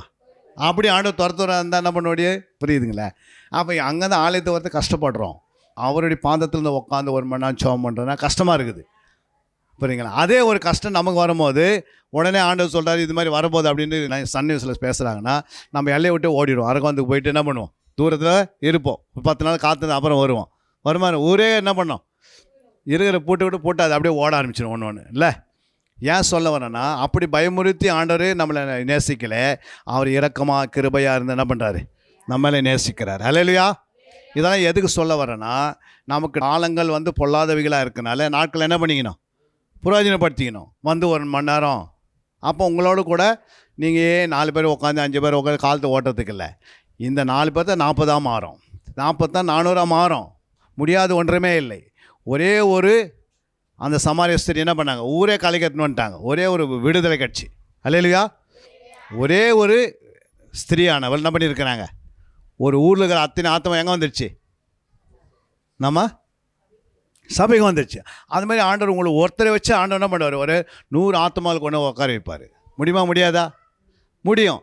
ஆனால் நீங்கள் அந்த வைராக்கியம் இருக்கணும். என்னை கொண்டு ஆண்டவர் பல பேர் கொண்டு வர முடியும். நான் இந்த ஏரியாவுக்காக ஜெபம் பண்ணுவேன், இந்த ஏரியா சுற்றி இருக்கிறவங்களுக்கு ஜெபம் பண்ணுவேன். இப்படி வந்து 1 மணி நேரம் நீ ஜெபம் பண்ணிட்டு போகிறத கர்த்தர் கவனிப்பார். புரியுங்களா? அப்போ நம்ம ஓடி வரணும். ஐயோயோ பாஸ்டர் சொன்னால் தான் வரணும் அப்படி இல்லை. பாஸ்டர் சொல்கிறாரே இல்லையோ, உனக்கு 2 ஹவர் 40 நிமிஷத்தில் 1 ஹவர் 20 நிமிஷம் நீ ஜபத்துக்காய் வைத்து அனுதினுடைய வாழ்க்கையில் நிமான ஜெபம் பண்ணினே இருக்கணும். வரணும் போனோம் வரணும் போயின்னு இதுவே ஜெபம் பண்ணியிருப்பேன். அதை கர்த்தர் கவனிப்பார். புரியுங்களா? அண்ணா ஜெபம் பண்ணினே இருந்தாங்க. புரியுங்களா? ஒரு நல்ல சாமுவேல் கொடுத்தாரு. அல்லேலூயா. அப்போது சகாரியா ஜெபம் பண்ணினே இருந்தார். சகாரியாவுக்கும் ஒரு ஏமஸ்தானம் கொடுத்தார் ஆண்டவர். அப்போ ஜெபிக்கிற கை விட்டாரா? தாவீது 2 பகலும் 3 வேளையும் ஜெபம் பண்ணினே இருந்தார். என்ன பண்ணார்? தாவீதின் குமார் என்று இயேசு பெயர் பெற்றார். அல்லேலூயா. தானியேல் 3 வேளையும் ஜெபம் பண்ணியிருந்தார். அவனுடைய வாழ்க்கையில் ஜெயமே இருந்தது, தோல்வியே இல்லை. அல்லேலூயா. இப்போ ஜெபிக்கிறவர்களே கர்த்தர். எஸ்தர் ஜெபம் பண்ணினே இருந்தாங்க. என்ன நடந்தது? ஒரு தேசத்துக்கு ராணியை கொண்டு வந்துட்டார். ஒரு வேளை மொத்தகை கூட யோசிச்சிருக்க மாட்டார், இந்த மகன் வந்து ராணியாக மாற போகிறாங்கன்னு. ஆனால் கர்த்தர் என்ன பண்ணார் சொல்லுங்கள்? ராணியை கொண்டு வந்தார். உங்களை கொண்டு ஆண்டவர் என்ன கொண்டு என்ன செய்வார்ன்னு ஜெபம் பண்ணிங்களுக்கு தான் தெரியும். அவங்ககிட்ட தான் ஆண்டவர் பேசுவார். ஜெபிக்காதங்கிட்ட ஆண்டவர் பேசுவாரா? பேசவே மாட்டார். அதனால் ஜெபம் ஆவி நிறையா இருக்கணும், விண்ணப்பத்தின் ஆவி இருக்கணும், வேண்டுதல் ஆவி இருக்கணும், மன்றாடி செபிக்கிற ஆவி இருக்கணும், தேசத்தை குறித்து பாரத்தோடு செபிக்கக்கூடிய ஆவி பெற்றுக்கொள்ளணும். அது தேவனுடைய ஆலயத்தில் வந்து நீங்கள் கேட்கும் போது ஆண்டு கொடுக்குறார். புரியுங்களா? வியாக்குலத்தோடு செபிக்கணும். புரியுங்களா? ஒரு மனுஷன் தான் ஆண்டு தேடுறாரு, ஒருவனை தேடுறாரு ஆண்டவர். எத்தனை பேர் தேடுறாரு? திறப்பில் நிற்பதுக்கு எவ்வளோ பேர் மானோம்? அந்த திறப்பை மூடுவதற்காக, திறப்பை திறந்து வைக்கிறதுக்காக இல்லை. இந்த பகுதியில் திறப்பு திறந்து பாவம் திறந்து கிடக்குது, விக்கிர ஆராதனை திறந்து கிடக்குது. அதை மூடுவதற்காக ஒரு மனுஷனை தேடினேன். நீங்கள் யாராக இருக்க போகிறீங்க? யாருமே கை தூக்கலை.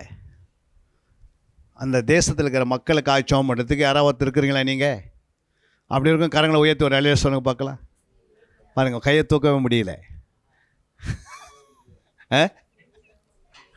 கையை தூக்கி 1 மணி நேரம் ஜெபம் பண்ண முடியலன்னா எப்படி பரலோகத்துக்கு போய் 24 மணி ஜெபத்தில் உட்கார முடியுமா? பரலோகத்துக்கு போய் அங்கே என்ன பண்ணுற போகிறோம்? அங்கே போய்ட்டு என்ன பண்ண முடியாது, எந்த பிக்னிக்கெல்லாம் போக முடியாது. புரியுங்களா? கண்ணு மூடின பிறகு நம்முடைய ஆத்துவம் எங்கே போவோம்? இலைப்பாறலுக்கு போயிடும். புரியுங்க? அதுவும் பரிசுத்தமாக இருந்தால் தான் இலைப்பாறல் போவோம். அதுக்கு நம்ம ஃபஸ்ட்டு என்ன வாங்கிடணும்? திராணி உள்ளலாம் மாறணும். புரியுங்க? அதுக்கு தகுதியாகணும். 2வது, ஆண்டவர் என்ன பண்ணுவார்?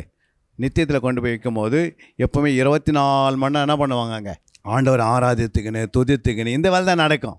அங்கே போய் என்ன பண்ண ஃபேக்ட்ரி வச்சுக்கின்னு போய் என்ன பண்ணுங்க, வேலை செய்யிட்டு வாங்க அப்படின்லாம் ஆண்டவர் அனுப்புவாரா? அந்த இடத்துக்கு நம்ம ஆயத்தமாகணும்னா இந்த இடத்துல 1 மணி நேரம் செபிக்காதவங்களை கொண்டு போய் அங்கே வைப்பாரா? வைக்கவே மாட்டார். புரியுங்களா? அரியேன்னு சொல்லிட்டு போயினே இருப்பார் ஆண்டவர். ஒரு நாள் வரும், அன்றைக்கி என்ன பண்ணுவார்? நம்ம அரியேன்னு சொல்லுவார். ஏன்னா நான் உனக்கு 25 வருஷம் கொடுத்த ஆலயத்தில் நீ ஒரு ஆத்மா ஆதாயப்படுத்த முடியல, ஒரு ஆத்மாவுக்கு ஜெபிக்க முடியல, 1 மணி நேரம் உன்னால் முழங்கால் போட முடியல, உன்னை வச்சு நான் பரலோகத்தில் என்ன பண்ண முடியாது. இங்கே நீ பலவீனமாக இருக்கும்போது புரியுங்களா? இங்கே தான் நம்ம பரிசுத்தமாகிற இடம், இங்கே தான் பலப்படுற இடம். பரலோகத்தில் போய் நம்ம பலப்படுத்துறதா இருந்தால், பரலோகத்தில் போய் கொண்டு போய் நம்மளை பரிசுத்தமாக்குறதா இருந்தால் ஆண்டவர் ஆலயத்தை வச்சிருக்க மாட்டார். ஞானஸ்தானம் எடுத்து டைரெக்டாக கொண்டு போயிட்டு போகிற மேலே. அல்லேலூயா. ஆலயத்தை எதுக்காக வச்ச? இங்கே தான் நீ ஜெபத்தில் வளரணும். ஐயோ எனக்கு ஜெபம் பண்ணலாம் முடியாது அப்படின்னு சொல்லத்தான் என்ன அர்த்தம்? சொல்லுங்கம்மா. ஸ்கூலில் பிள்ளைங்களை சேர்த்துட்டு படிக்கவே முடியாது அப்படின்னா அந்த பிள்ளைங்க என்ன பண்ண முடியாது? பாஸ் பண்ணவே முடியாது. அப்போது இங்கே வந்தது எதுக்கு நோக்கம்னா உன் ஜெபஜீவியும் பெருகணும். அல்லேலூயா. அதுக்கு நீ பிரயாசம் இருக்குதா? உனக்குள்ளே வாஞ்சி இருக்கிறதா? உனக்குள்ளே ஒரு வைராக்கியத்தின் ஆவி இருக்கிறதா? வாஞ்சியின் ஆவி, வைராக்கியத்தின் ஆவி, அப்புறம் ஜெபிக்கிற ஆவி, இதெல்லாம் பெற்றுக்கொள்வது ஆவியான கொடுத்துனே இருப்பார். ஜெபிக்க தான் கொடுப்பார் தவிர ஜெபிக்காதவங்களுக்கு தெய்வம் என்ன பண்ண மாட்டார்? கொடுக்கவே மாட்டார். அல்லேலூயா. அதெல்லாம் நீங்கள் பெற்றுக்கொள்ளணும். பாவம் மன்னிப்பு என்று நாம் பெற்றுக்கொண்டு அடுத்து நம்ம ஞானஸ்தானத்துக்கு வந்து அடுத்தது 7 ஸ்டெப்பு இருக்குது. புரியுங்களா? இன்றைக்கி முடித்தா 1 மணி தான் போய் முடியும் நைட்டு. அல்லேலூயா. ஆனால் அந்த 1 மணி நேரத்தில் நம்ம என்ன கேட்டோம்? புரியுதுங்களா? முதல் பாவ மன்னிப்பு பெற்று நம்ம பரிசுத்தமாக வாழணும். அல்லேலூயா. நம்மளால் முடிந்த அளவுக்கு 1 மணி நேரம் முழங்கால் பட்டி செபிக்கணும். ஏதோ நம்ம வந்து வரோம் போகிறோமான்றதுன்று ஆண்டவர் இங்கே அழைத்து கொண்டு வரலை. நம்மை கொண்டு பெரிய காரியத்தை செய்வதுக்கு தான் ஆண்டவர் என்ன பண்ணார்? உங்களை கொண்டு பெரிய பெரிய காரியத்தை செய்ய தான் இங்கே கொண்டு வந்து உட்கார வச்சுருக்கிறாரு. அல்லேலூயா. நம்ம அற்பமாக இருக்கலாம், புரியுங்களா? ஆனால் போக போக எப்படி இருப்போம்? ஆரம்பம் வந்து எப்படி இருக்கும்? அற்பமாக இருக்கும். ஆனால் முடிவோ அப்போ வந்தப்போ உடனே ஜெபம் ஆவி வந்துடாது. வந்தப்பவே முழு வேதத்தை தியானம் பண்ண முடியாது. வந்தப்பவே என்ன பண்ண துதிக்க முடியாது. வந்தப்போ எதுவுமே செய்ய முடியாது. கொஞ்சம் கொஞ்சமாக என்ன செய்யணும்? நீங்கள் தேவ சமூகத்தில் உட்காந்து மணிக்கணக்கில் உட்காரணும். ஃபஸ்ட்டு ஒரு 1/2 மணி நேரம், அப்புறம் 1 மணி நேரம், அப்புறம் 1.5 மணி நேரம், அப்புறம் 2 மணி நேரம். ஒரு 10 வருஷம் ஆகும்போது நீங்கள் என்ன எப்படி இருப்பீங்க? நாங்களாம் 40 பகல் 40 இரவு சாப்பிடாமல் தூங்காமல் ஜெபிக்க அனுக்கிற செய்தார். எத்தனை பகல்? 40 இரவு தூங்கலை, 40 இரவு சாப்பிடல. ஒரு வனாந்தரமான ஒரு வாழ்க்கை வாழ்வதற்கான கிருபை செய்தார்.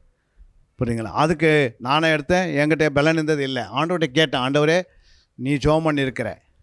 ஆண்டவர் 40 பகல் 40 இரவு ஜெபம் பண்ணார். அவர் எதுக்கு ஜெபம் பண்ணார்? பரலோகத்துக்கு போகிறதுக்காக ஜெபம் பண்ணார். பிசாசில் இருக்கிற ஜெயம் எடுக்கணும். ஊழியம் செய்யணும். ஃபஸ்ட்டு பிசாசுக்கிட்ட ஜெயம் எடுத்துடணும். அல்லையா? அதுக்கு 40 பகல் 40 என்ன பண்ணார்? அவர் தூங்காமல் வனாந்தரத்துலேருந்து ஜெபம் பண்ணார். அதுமாதிரி நாங்கள் வனாந்தரமாக போய் 40 பகல் 40 இரவு ஜெபித்தோம். அல்லையா? இன்றைக்கி ஊழியம் இவ்வளோ டாப் லெவலில் ஏன் வளருது அப்படின்னா, சும்மா சாதாரணமாக இருக்கிற மனசு அதாசன மனசில் மாற்றுக்கிறார். அல்லையா? சாதாரணமாக தான் இருந்தோம். அசாஸ்திரமாக மாற்றுறதுக்கு என்ன காரணம்? இந்த அளவு கொண்டு வரதுக்கு என்ன காரணம்? யோசித்து பாருங்கள். சாதாரணமாக இருந்த ஒரு மனுஷனை கூப்பிட்டு உன்னை ஆண்டவர் உயர்த்தினா எப்படி உயர்த்துவார்? நம்மளாம் எப்படி இருந்தோம்? ஐயா என்ன சொல்லி ஜெபம் பண்ணார்? ஆரம்பத்தில் ஜெபம் பண்ணார். இங்கே என்ன ஜெபம் பண்ணார் தெரியுமில்ல உங்களுக்கு? என்ன சொல்லி ஜெபம் பண்ணார்? அவர் தியானத்தை குறித்து பேச முடியாது சொன்னார். அல்லையா? ஒன்றுக்கும் உதவாத இந்த இடத்துல நம்ம என்ன பண்ணார்? நம்மை ஆண்டு தெரிந்து கொண்டு, புரியுங்களா, பாவியாக இருந்த எங்களை நம்மளே என்ன பண்ணிட்டார்? நம்ம கிருபையாக இறங்கி நம்மளை ரட்சித்து ஆலயத்தை கொடுத்து உட்கார வச்சிருக்கிறா. அது ஒரு பாக்கியம் இருக்கிறது. அல்லையா?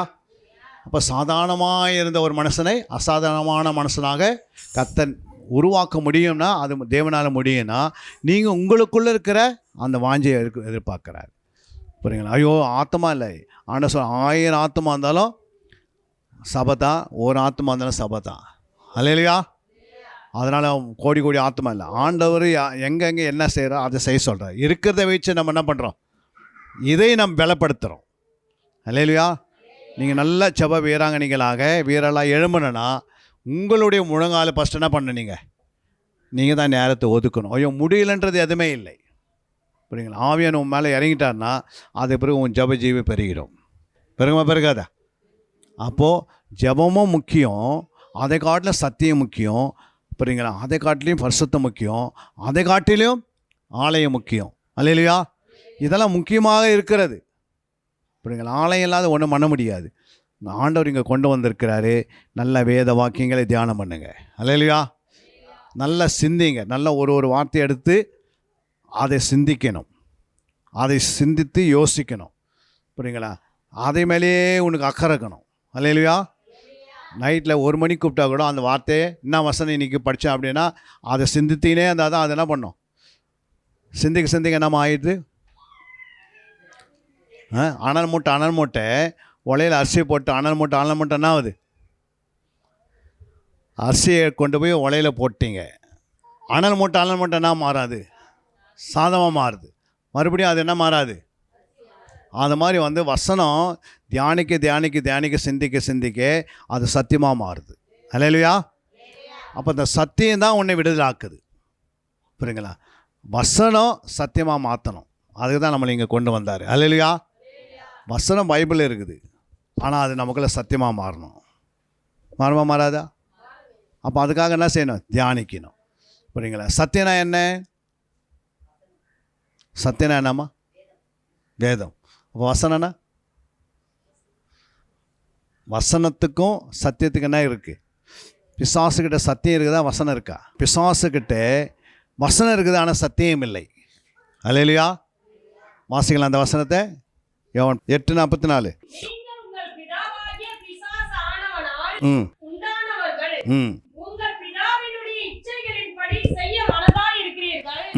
அவன் ஆதி முதற்கொண்டு மனுஷ கொலை பாதகனாய் இருக்கிறான்.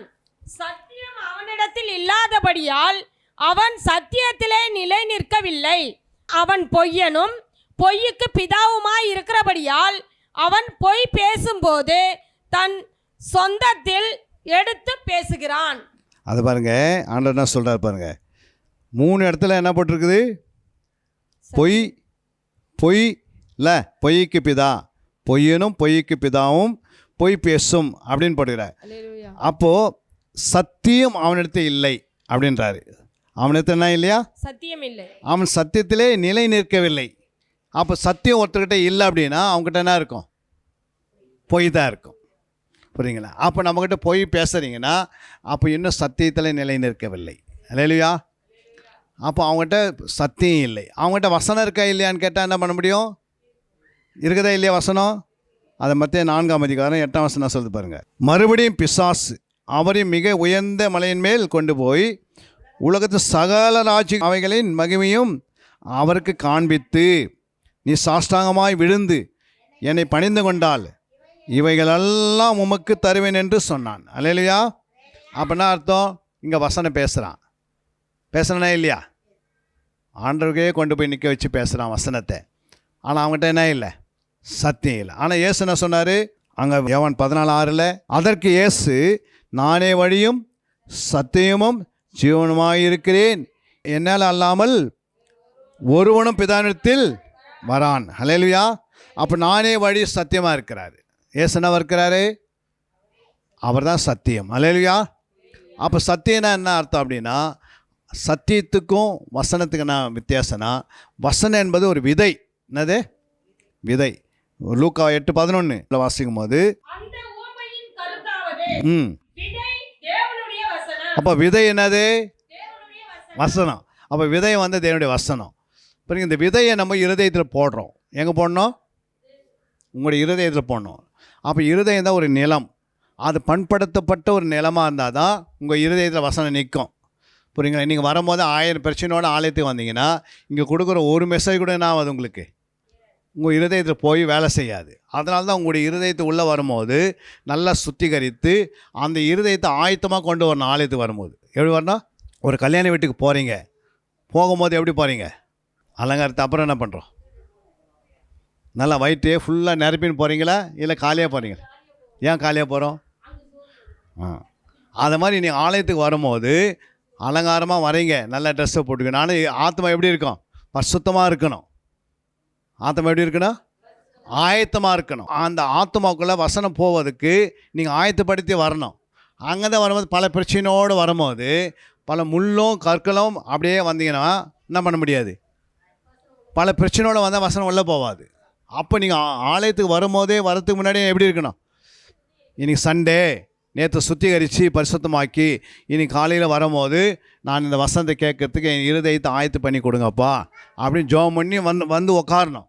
இங்கே 1000 பிரச்சனைகளை கொண்டு வந்து உட்காந்துருந்தீங்கன்னா அந்த பிரச்சனை என்ன பண்ணாது? உள்ள வசனம் போவோம், கவலையினால் வெளியே வந்துடுது. புரியுங்களா? உங்களுடைய இருதயம் எப்படி இருக்குது? கல்லாக வச்சுருக்கிறீங்க, ஆனால் வெளியே வந்துடுது. பல பிரச்சனைகளோடு வர்றதுக்கு தான் ஆலயம் இல்லை, பல பிரச்சனையிலேருந்து வெளியே வர்றதுக்கு தான் ஆலயம். அல்லேலூயா. அப்போ நாளுக்கு நாள் ஆலயத்துக்கு வர எப்படி இருக்கிறோம்? பரிசுத்தமாக இருக்கிறோம். அல்லேலூயா. இன்னும் பரிசுத்த மேல் பரிசுத்தம் அடையிறோம். புரியுங்களா? பிரச்சனை இல்லாதவனாக தான் உண்மையான தேவனுடைய பிள்ளையாக மாற முடியும். பிரச்சனையோடு வரேன்னா நீங்கள் ரட்சிக்கப்படுறதுக்கு முன்னாடி பிரச்சனை நீக்கிறாரு. புரியுங்களா? மறுபடியும் கடலில் போய் சிக்கிறோம், மறுபடியும் போய் தொல்லையில் சிக்கிறோம், அந்நிய நுகத்தில் போய் சிக்கிக்கிறோம். இப்படி தேவையில்லாதுக்காக தான் சிக்கி என்ன பண்ணிடுறோம்? நம்மளே ஆத்மாக்கு எடுத்துக்கொள்கிறோம். புரியுங்களா? அப்போது ஆலயத்துக்கு வந்து என்ன பண்ணோம்? கொஞ்சம் கொஞ்சமாக சிக்கிறதுக்காக வரல, சிக்கலேருந்து வெளியே வர்றதுக்காக வரோம். அல்லேலூயா. பரிசுத்தத்துக்கு மேல் பரிசுத்தம் அடையத்துக்காக வரோம். இன்னும் தேவனுடைய ராஜ்யத்தை கட்டுவதுக்காக வரோம். பரலோக ராஜ்யத்தில் போய் சேருவதுக்காக வரோம். நம்மளோட ஒரு கூட்டத்தை சேர்ப்பதுக்காக ஆலயத்துக்குள்ளே வரோம். அப்போ உள்ளே வரும்போது நம்முடைய இருதயம் எப்படி இருக்கணும்? ஆயத்தமாக இருக்கணும். அல்லேலூயா. கல்யாணத்துக்கு போகும்போது வயிற்று ஆயத்தமாக கொண்டு போய் சாப்பிட்டு வரதுக்காக இல்லைங்க, நான் வீட்டிலேயே சாப்பிட்றேன். புரியுங்க? அப்படி யாருன்னா சாப்பிட்டு போவாங்களா? கல்யாணத்துக்கு போக மாட்டாங்க. புரியுதுங்களா? அங்கே மட்டன் பிரியாணி இருக்குதுன்னா ஃபஸ்ட்டு 2 நாள் பாஸ்ட்டும் கூட இருப்பாங்க. அந்த ஆகாரத்தை காட்டிலும் இந்த ஆகாரம் மேன்மையானது. அப்போ இந்த ஆகாரத்துக்காக நீங்கள் ஆலயத்துக்கு வரும்போது எப்படி வரணும்? ஆயத்தமாய் வந்து இங்கே சொல்லப்பட்ட வசனங்களை உள்வாங்கி அதை சத்தியமாய் மாற்றணும். அல்லேலூயா. விதை போடுறீங்க, ஆப்பிள் விதை போட்டீங்க, 3 வருஷம் பொறுத்தவரைக்கும் என்ன வருது? அந்த ஆப்பிளில் என்ன இருக்குது? மரத்தில்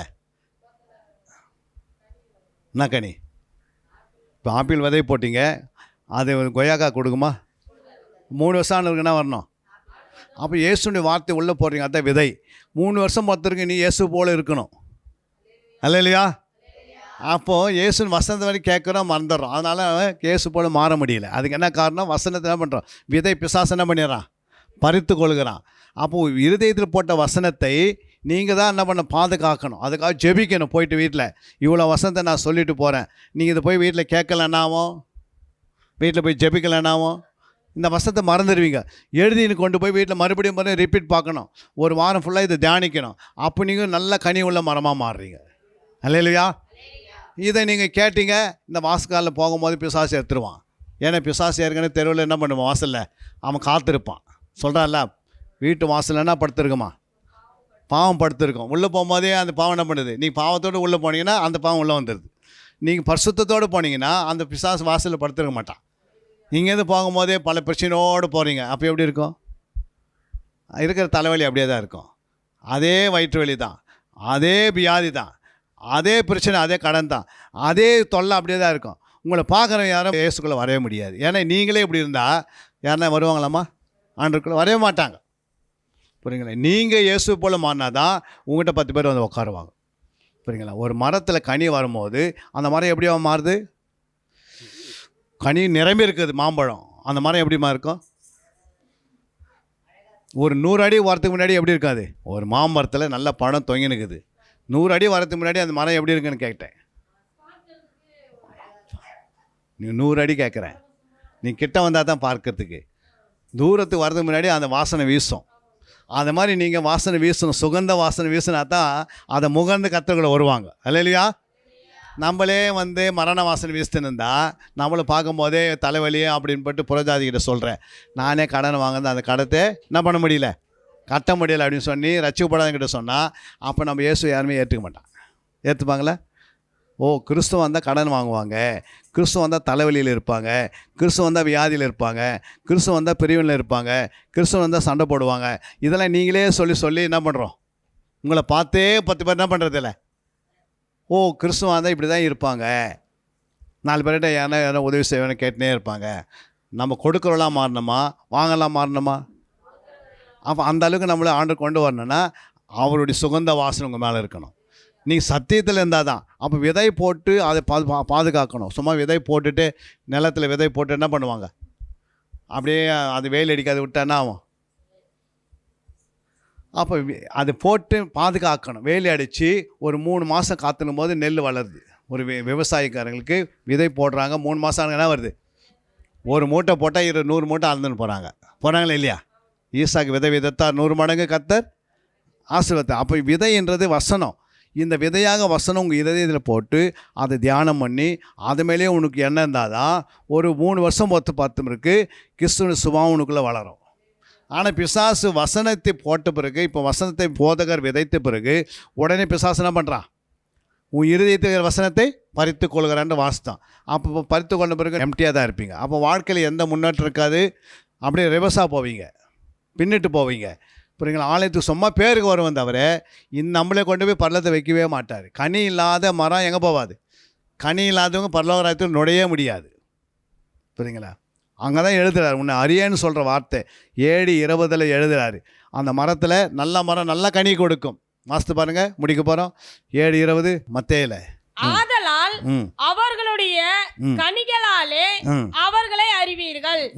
பரலோகத்தில் இருக்கிற என் பிதாவின் சித்தத்தின்படி செய்கிறவனே பரலோக ராஜ்யத்தில் பிரவேசிப்பான், அல்லாமல் என்னை நோக்கி கர்த்தாவே கர்த்தாவே என்று சொல்லுகிறவன் அதில் பிரவேசிப்பதில்லை. 19 வாசிங்க. நல்ல கனி கொடாத மரமெல்லாம் வெட்டுண்டு அக்கினியிலே போடப்படும். அப்ப நல்ல கனி கொடுத்தா தேவ சித்தத்தை செய்ய முடியும். அல்லேலூயா. புரியுங்களா? அப்போ பரலோகத்தில் அவர் சித்தத்து மாதிரி செய்தால் பரலோகத்துக்கு போக முடியும். இல்லைன்னா நீ என்ன தான் உட்காந்து ஜபம் பண்ணியிருந்தா கூட அவனு கேட்க மாட்டார், உன்னை அறியான்னு சொல்லிட்டு போயினே இருப்பார். புரியுங்க? அப்போது நல்ல கனி கொடுக்குற மரம்லாம் என்ன பண்ணோம்? நிலைத்து இருக்கும். கனி கொடாத மரம்லாம் வெட்டுண்டு அது சொல்லிட்டு 20 சொல்கிறாரு. அதுக்கு அர்த்தத்தை சித்தத்தை கொண்டு வர, பரலோக சித்தத்தை. அப்போ நீ கனி கொடுக்கணுன்னா நீ கொடுக்க முடியாது கனி. நீ கனி கொடுக்க வைக்கிறது ஆவியான உனக்கு உதவி செய்யணும். வேத வசனத்தை உள் வாங்கிறதுக்கு ஆவியான உதவி செய்வார். ஆவியனுடைய உதவியோடு நம்ம என்ன பண்ணுறோம்? கனி கொடுக்க ஆரம்பிக்கிறோம். அல்லேலூயா. அப்போ வேத வாக்கியங்கள் அனுதினம் வாழ்க்கையில் தியானிக்கிறதெல்லாம் ஆராய்ந்து பார்க்கறது, தேடி வாசிதெல்லாம் உனக்கு ஆவியானவர் இருந்தால் தான் அதை செயல்படுத்த முடியும். உனக்குள்ளே ஆவியானவரே இல்லை அப்படின்னா நீங்கள் மற்றவங்களுக்கு போய் நீங்கள் இயேசு பற்றி ஏன் சொல்ல முடியல அப்படின்னா என்ன காரணம்? மற்றவங்க ஏன் சொல்ல முடியலைன்னா உனக்கு ரட்சிப்பின் அனுபவம் உனக்குள்ளே இல்லை, அதனால தான் மற்றவங்க யாரும் சொல்கிறது. அப்போ ரட்சிப்பு ஒன்று விட்டு இழந்துட்டீங்கன்னு அர்த்தம். புரியுங்களா? இப்போ உனக்குள்ளே வந்து ஒரு கடையில் வந்து வெள்ளி வந்து கிலோ வந்து 80,000 விற்றுந்த வெள்ளி திடீர்னு 50,000 திடீர்னு 10,000 விற்கிறான்னு என்ன பண்ணுவீங்க? வாங்குவீங்க. அப்புறம் வாங்கிட்டு என்ன பண்ணுவீங்க சொல்லுங்கம்மா? போய் வாங்கிட்டு வந்துட்டீங்க. புரியுங்களா? மற்ற வேலை என்ன செய்வீங்க? அடுத்தது வேலை என்ன பண்ணுவீங்க? பத்திரமா வச்சுங்க. அப்புறம் உங்களுக்கு சொந்தக்காருக்கு என்ன பண்ணுவீங்க? உங்கள் சொந்தக்காருக்கு யாருக்காவது உங்கள் தங்கைக்கோ அக்காவுக்கோ யாருக்கோ ஃபோன் பண்ணுவீங்களா? ஃபோன் பண்ண மாட்டீங்களா? அப்போது ஒரு வெள்ளியே நீங்கள் இப்படி ஒரு 10,000 ரூபாய் கிடையாது மட்டும் சொல்ல முடியும்னா, ஒரு ஆத்மா ரட்சிக்கக்கூடிய வசனம் உனக்குள்ளே, அந்த ரட்சிப்பின் வசனம் உங்களுக்குள்ளே இருந்தால் அதை நீ 4 பேர் சொல்லுவேன். அப்போது உனக்குள்ளே வந்த ரட்சிப்பின் வசனம் இல்லை அப்படின்னா நீங்கள் ரட்சிப்பை இழந்துட்டீங்கன்னு அர்த்தம். அந்த வாஞ்சி உங்களுக்குள்ளே இல்லை. இப்போ வெள்ளி 10,000 விற்கிறாங்க கிலோனா, நீங்கள் உடனே ஃபோன் பண்ணி மற்றெல்லாம் வாங்க சொல்லி ஒரு 4 பேர் சொல்லுவீங்க. ஒரு ட்ரெஸ்ஸை வாங்கினதை விட 4 பேர் சொல்கிறோம். புரியுங்களா? அப்போ ஒரு ட்ரெஸ்ஸை காட்டிலும் வசனம் எவ்வளவு, அந்த வசனத்தை உனக்கு தெரிஞ்சுக்கிட்ட 2 பேருக்கு நீ சொல்கிறேன்னா உனக்கு ரட்சிப்பின் அனுபவம் இருக்குது. 4 பேருக்கு ரட்சிப்பை பற்றி நீ சொல்கிறேன்னா அப்போ ஆண்டவருக்கு மேலே என்ன பண்ணுவார்? ஐயோன்னு சொல்ல மாட்டார். அல்லேலூயா. ஆனால் சுவிசேஷத்தை அறிவிக்காமல் விட்டுட்டுனா உனக்கு ஐயோன்னு பேர் வந்துடுது. புரியுங்களா? அப்போ உனக்குள்ளே வந்து இயேசு பற்றி நீங்கள் ரட்சிக்கப்பட்ட அனுபவம் உனக்குள்ளே இருக்குது. நான் ரட்சிக்கப்பட்டேன், என்னை பாவத்திலேருந்து தூக்கி எடுத்துட்டார், என்னை நரகத்திலேருந்து தூக்கி எடுத்தார், என்னை வந்து வியாதியிலேருந்து எடுத்துகிட்டு வந்தார், பெரிய வியாதியிலேருந்து என்னை ரட்சித்து கொண்டு வந்தார் அப்படின்னு உனக்குள்ளே அந்த எண்ணம் இருந்துச்சுன்னு வச்சுக்கா, நீங்கள் 4 பேருக்கு என்ன பண்ணுவீங்க? போயிட்டு சொல்லுவீங்க. அப்போ நீங்கள் சொல்லலை அப்படின்னா ஆல்ரெடி உங்கள் ரட்சிப்பினுடைய அனுபவம் அழிஞ்சிச்சு. இப்போ உங்களுக்குள்ளே என்ன பண்ண முடியாது? நில்லா இருக்கிறீங்க. அதனால தான் யாருக்கும் சொல்கிறதில்ல. யாருக்குமே சொல்கிறது. நீங்கள் ரட்சிக்கப்பட்டது அப்படியே மற்றவங்க சொல்லின்னு வந்தாவே 10 ஆத்மா மனம் திரும்பி இருக்குமே, இருக்குமா இருக்காதா? அப்போ உங்களுடைய ரட்சிப்பின் அனுபவம் என்ன? இப்போ நான் ரட்சிக்கப்பட்டது எப்படி? 2 பிள்ளைங்க ஒரே நாள் செத்துட்டாங்க இல்லை? 2 பிள்ளைங்களும் ஒரே நாளில் மறித்ததுனால தான் உலகத்திலே கடவுள் யாருன்னு கேட்கும் போது, புரியுங்களா, அன்றைக்கி ஆண்டவராக இயேசு எனக்கு தரிசனமாகி ஒரு ஆலயத்தை காட்டி அந்த ஆலயத்தில் வெறுமையாக இருக்கிறாங்க ஜனங்க. அதில் யாருமே இல்லை. அன்றைக்கி நான் இயேசுவை பார்த்த நாள் தான் 2 பிள்ளைங்களும் மறந்துட்டு இன்றைக்கி வந்து என்ன பண்ணுறோம்? அநேகர்களே பிள்ளை இல்லாதவங்களாம் பிள்ளை இருக்கிற மாதிரியே பேசிட்டு போகிறோம். அல்லையா? பயப்படாத கலங்காதன்னு ஏன் சொல்கிறோம்? அப்போ அந்த ரட்சிப்பின் அனுபவத்தை நான் பெற்றுக்கொண்டனால்தான் இன்றைக்கி வரைக்கும் நான் போய் என்ன பண்ணுறேன்? எல்லாருக்கும் பல நாடுகளுக்கு போகிறோம், பல மாநிலங்களுக்கு போகிறோம், பல மாவட்டத்துக்கு போகிறோம். ஏன் போகிறோம்? இந்த ரட்சிப்பின் அனுபவத்தை சொல்கிறோம். பாருங்கள், இயேசு ஒருத்தர் உயிரோடு இருக்கிறாரு. நான் 2 பிள்ளைகள் எழுந்தாலும் இயேசு என்னை தேற்றினார், என்னை ஆற்றினார், என்னை பலப்படுத்தினார். புரியுங்களா? கவர்மெண்ட்லேயே எனக்கு வேலை கிடச்சிது. அச்சுத்துறையில் கவர்மெண்ட்டில் 20,000 ரூபாய் கேட்டாங்க. நான் தரவே மாட்டேன்ட்டேன். புரியுங்களா? எவ்வளோ? 20,000 கொடுங்க, உனக்கு கவர்மெண்ட்டில் வேலை தரேன். எத்தனை பேர் ஆன்னு போயிட்டு சேரங்க இருக்கிறாங்க. வைராக்கியமாக இருந்தேன். 20 ரூபாய் நான் தரவே மாட்டேன். எவ்வளோ? 20,000 தர மாட்டேன். என்னுடைய இயேசு உயிரோடு இருக்கிறார், எனக்கு காட்சி அளித்துட்டார், நான் இயேசுடைய பிள்ளையாக இருக்கிறேன், அவர் எனக்கு வேலையை கொடுப்பார், ஒரு பைசா இல்லாத கொடுப்பார் அப்படின்ட்டு. எவ்வளோ? ஒரே ஒரு பைசா இல்லாத எனக்கு கவர்மெண்ட்டில் வேலை கொடுப்பார். ஆனால் நான் 20,000 கொடுத்து நான் சேர மாட்டேன். அப்போ அவர் சொன்னார், எனக்கு நம்முடைய இதில் சென்னையில் இருக்கிறார், ஐயோ 20,000 நீ கொடுத்துட்டு என்ன பண்ணீங்க? அந்த வேலையை வாங்கிடுங்க, இதெல்லாம் கிடையாது கஷ்டம், கவர்மெண்ட்டு வேலை அச்சுத்துறையில் அப்படின்னு சொன்னாங்க. எனக்கு நான் சொன்னேன், 20,000 நான் தரவே மாட்டேன். இயேசு உயிரோடு இருக்கிறாரு, நான் ஒரு பைசாவோடு கொடுக்க மாட்டேன் அப்படின்னு சொல்லிவிட்டு 8 நாள் பொறுத்து என்னுடைய மாமனாரே சொன்னார், இந்த மாதிரி இதுவா இந்த காலம் வந்து எதுவுமே பிரியாக செய்ய மாட்டாங்க யாரும். என்னது? அப்போ அவர் சொல்கிறாரு, நீ என்ன பண்ணு, 1 லட்சம் 2 லட்சம் கொடுத்து என்ன பண்ணிக்க, எங்காவது வேலை வாங்கிக்கோ அப்படின்னாரு. அவர்கிட்ட சொன்னேன், இல்லை மாமா, நான் வந்து இயேசு உயிரோடு இருக்கிறத நான் பார்த்துட்டேன், ஆனால் நான் ஒரு பைசாவோட யாருங்க என்ன பண்ண மாட்டேன், கொடுக்க மாட்டேன், ஆனால் என் இயேசு எனக்கு கொடுப்பார் அப்படின்னு சொல்லிட்டு வந்து 8 நாள் பொறுத்த பிறகு எனக்கு சென்ட்ரல் கவர்மெண்ட் வேலை கிடச்சிச்சு. இது சொல்லி எத்தனை நாளில் இந்த வேலையை விட்டு 8 நாள் நான் வேலைக்கு போய் கூட நான் சென்ட்ரல் கவர்மெண்ட்டில் வேலை செய்யணும் 3 வருஷம் 4 வருஷம் எங்கள் வீட்டிலே தெரியாது, எங்கள் மாமனார் வீட்டிலே தெரியாது, எங்கள் சொந்த மகளுக்கு தெரியும் நான் சென்ட்ரல் கவர்மெண்ட் தான் வேலை செய்கிறேன்னு. புரியுதுங்களா? எப்படி 35 வயசுக்கு மேலேயும் ஆண்டு வேலை கொடுக்குறாருன்னா, நான் மிலிட்ரிக்கு போகும்போது 83 வேலைக்கு மிலிட்ரிக்கு போகும்போது 50,000 பேர் வந்து அதில் 20 பேர் தான் செலக்ட் பண்ணான். எவ்வளோ? 20 பேர் செலக்ட் பண்ணதுக்கு நான் உள்ளே போகும்போது ரொம்ப கடுமையாக இருந்தது. 50,000 பேர் போய் அன்றைக்கி 5,000 பேர் வந்து ஒரு ஆள் எடுத்தாங்க, அதில் என்னையே எடுத்தாங்க, செலக்ட் பண்ணாங்க. அப்போ தேவனால் கூடாத காரியம் ஒன்றுமே இல்லை. ஐயோ எதுவுமே நடக்காது அப்படிலாம் இல்லை. கர்த்தருடைய எல்லாமே ஆண்டவரால் முடியும். முடியாது ஒன்றுமே இல்லை. தலைக்கீழாக மாற்றுவார். குடலே இல்லைன்னா கூட உனக்கு உன்னை 20 வருஷம் நீ வாழ முடியும், 50 வருஷம் வாழ முடியும். கிட்னியே இல்லாத வாழ வைப்பார். அல்லேலூயா. உன் சரீரத்தில் ஒரு ஆவியும் கூட இல்லைன்னா கூட வாழ வைப்பார். அவரால் முடியாத காரியம் ஒன்றுமே இல்லை. அவரை நம்பினவர்கள் ஒரு நாள் வெட்கப்பட்டு போனதில்லை. புரியுங்களா? அவர் மேலே நீங்கள் எப்படி இருக்கணும்? அவர் மேலே வாஞ்ச வைங்க, உயிரை அவருக்காக கொடுங்க, அவர் உடுமை மாதிரி பிடிங்க. அல்லேலூயா. உண்மை அல்லாமல் எனக்கு வேறு கதியே இல்லை ஆண்டவரே. இப்போ யோபு சொல்கிறாளா, என்னை நீ கொன்று போட்டாலும் உண்மையில எப்படி இருப்பேன்? நம்பிக்கையாக இருப்பேன். அந்த அளவுக்கு நான் ஸ்ட்ராங்காக இருந்தார் யோபு. மறுபடியும் திருப்பினார் பாருங்க. மறுபடியும் 140 வயசு எக்ஸ்ட்ரா கொடுத்தாரு, 10 பிள்ளைகளை கொடுத்தாரு. போன பணம் பொருள் எல்லாம் என்ன பண்ணிச்சு? மறுபடியும் திரும்ப வந்தாச்சு. அப்போ ஊர் எப்படி இருந்தது? அவர் திருப்பும் போது ஊரே வந்துடுச்சு பின்னாடி வந்து அவருக்கு என்ன பண்ணுறாங்க? முடிச்சு விட்றாங்க. கர்த்தர் மறுபடியும் நம்மளை திருப்புவார். இந்த வருஷம் 2024 நீங்கள் நிறைய பாடுபட்டு கஷ்டப்பட்டு நிறைய அழுது புலம்பி என்னடாது ஆண்டவர் எங்கூட இருக்கிறாரு இல்லையா நீங்கள் நினைப்பீங்க. ஆனால் 2025 மகிமையான காரியங்கள் ஆண்டு செய்வார். எதிர்பார்க்காத காரியத்தெல்லாம் செய்வார். நீங்கள் சொல்லியே இருக்க முடியும், அதெல்லாம் ஆண்டு செய்து முடிப்பார். கர்த்தர் உங்களை தூக்கி சுமப்பார். அல்லேலூயா. அவர் மேலே நீங்கள் உங்களுடைய உயிரை வைங்க, அந்த உயிர் திரும்பி உங்கள்கிட்டே வந்துடும். அல்லேலூயா. உன் உயிரை எடுத்து உனக்கே மறுபடியும் கொடுத்துருவார். வச்சுக்கப்பா அப்படின்னு. உனி மரணமே கிடையாது. வாழ்க்கை சிறந்த வாழ்க்கை வாழ முடியும். புரியுங்களா? நிம்மதியான வாழ்க்கை வாழ, சமாதானமாக வாழ முடியும். அவரை மட்டும் நீங்கள் சார்ந்துக்கினீங்கன்னா உன் வாழ்க்கையில் ஒன்றுமே குறையாது. அல்லேலூயா. அப்போ 2 பிள்ளைகள் நாங்கள் இழந்து ஏன் நிற்கிறோம் யோசித்து பாருங்கள்.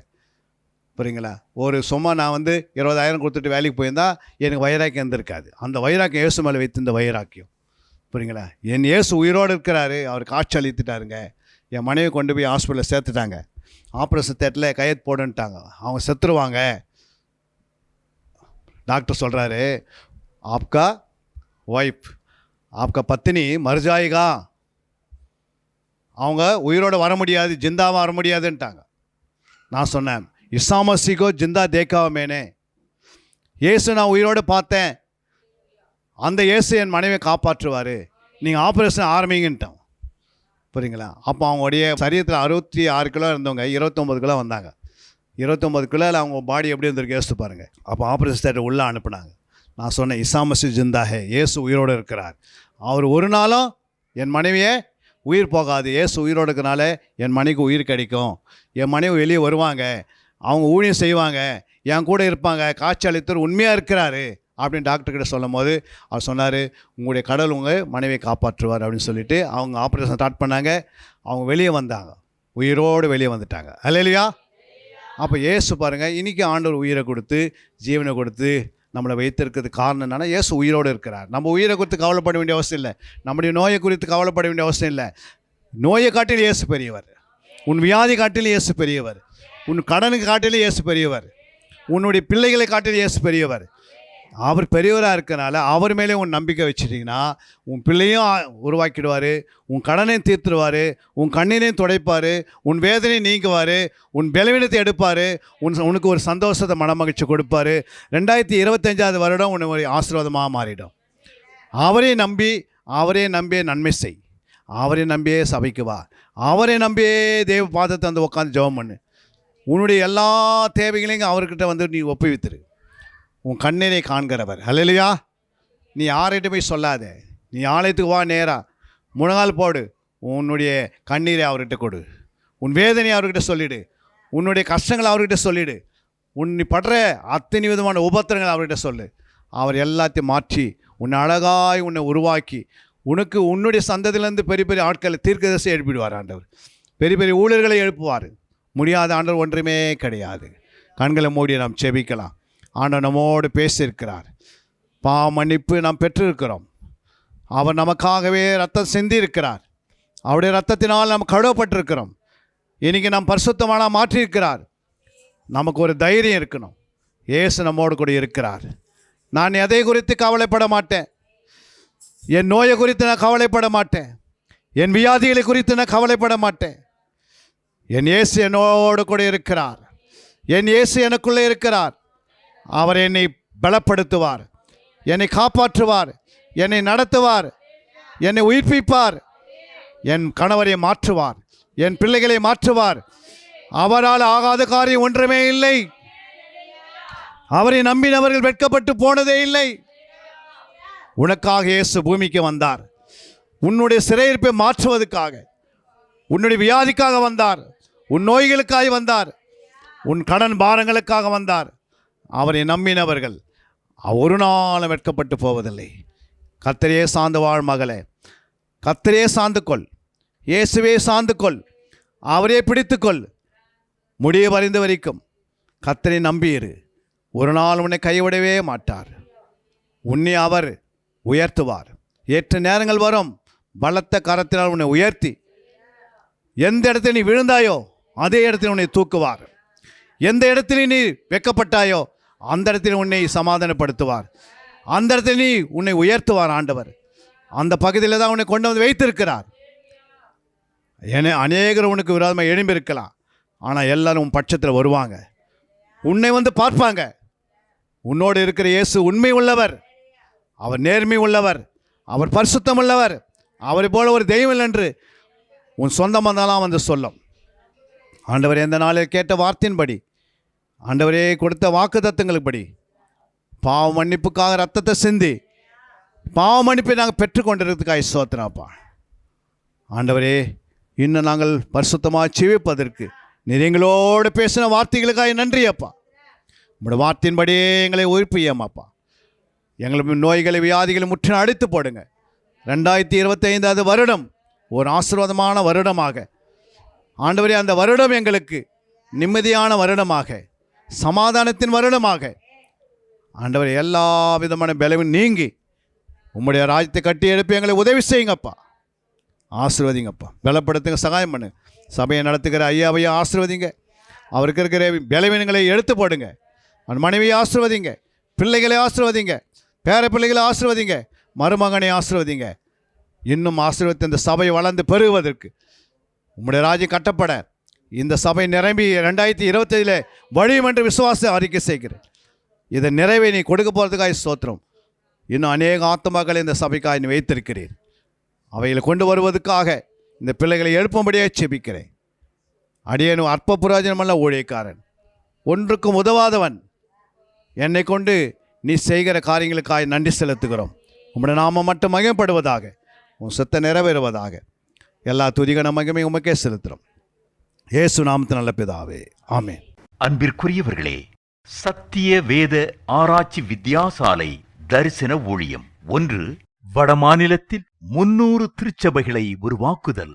2. மாதம் ஒருமுறை எழுப்புதல் உருவாக்கும் எழுப்புதல் கூட்டம். 3. ஊழியர்கள், சபை தலைவர்கள், சுவிசேஷர்களுக்கென கருத்தரங்கு, அதாவது சத்திய வேத ஆராய்ச்சி நேரம். 4. டிவி ஊழியம். 5. பத்திரிகை ஊழியம். 6. CD DVD ஊழியம். 7. பவர் கேம்ப் அக்னி அபிஷேக முகாம். 8. உபதேச ஆராய்ச்சி கருத்தரங்கு ஊழியம். 9. நலிந்த குழந்தைகள் இல்லம். 10. 24 மணி நேர ஜெப மையம். 11. சத்திய தேவ ஆராய்ச்சி கல்லூரி. 12. சிறுவர்கள் உருவாக்கும் ஊழியம். 13. மருத்துவ முகாம். 14. ஜெயில் ஊழியம். 15. கைப்பிரதி ஊழியம். 16. கிராம ஊழியம். 17. மிஷனரியை உருவாக்கும் ஊழியம். 18. நன்றி துதி ஆராதனை கூட்டங்கள். 19. சமூக நலப்பணிகள் ஊழியம். 20. இன்டர்நெட் மூலமாக ஆன்லைன் படிப்புகள். இது விரைவில் வரவிருக்கின்றது. 21. தேவனுடைய வருகைக்கு ஆயத்தப்படுத்துதல். இதனுடைய நோக்கங்கள்: 1 கோடி சீடர்கள் உருவாகுதல், 1 கோடி ஜாமக்காரர்கள் உருவாகுதல், 1 கோடி யுத்த வீரர்கள் உருவாகுதல், 1 கோடி ஊழியர்கள் உருவாகுதல். தரிசனத்தை அவன் கண்டபோது அவர்களுக்கு சுவிசேஷத்தை அறிவிக்கும்படி கர்த்தர் எங்களை அழைத்தார். புறப்பட்டு போக பிரயத்தனம் பண்ணி. அப்போஸ்தலர் நடபடிகள் 16:10.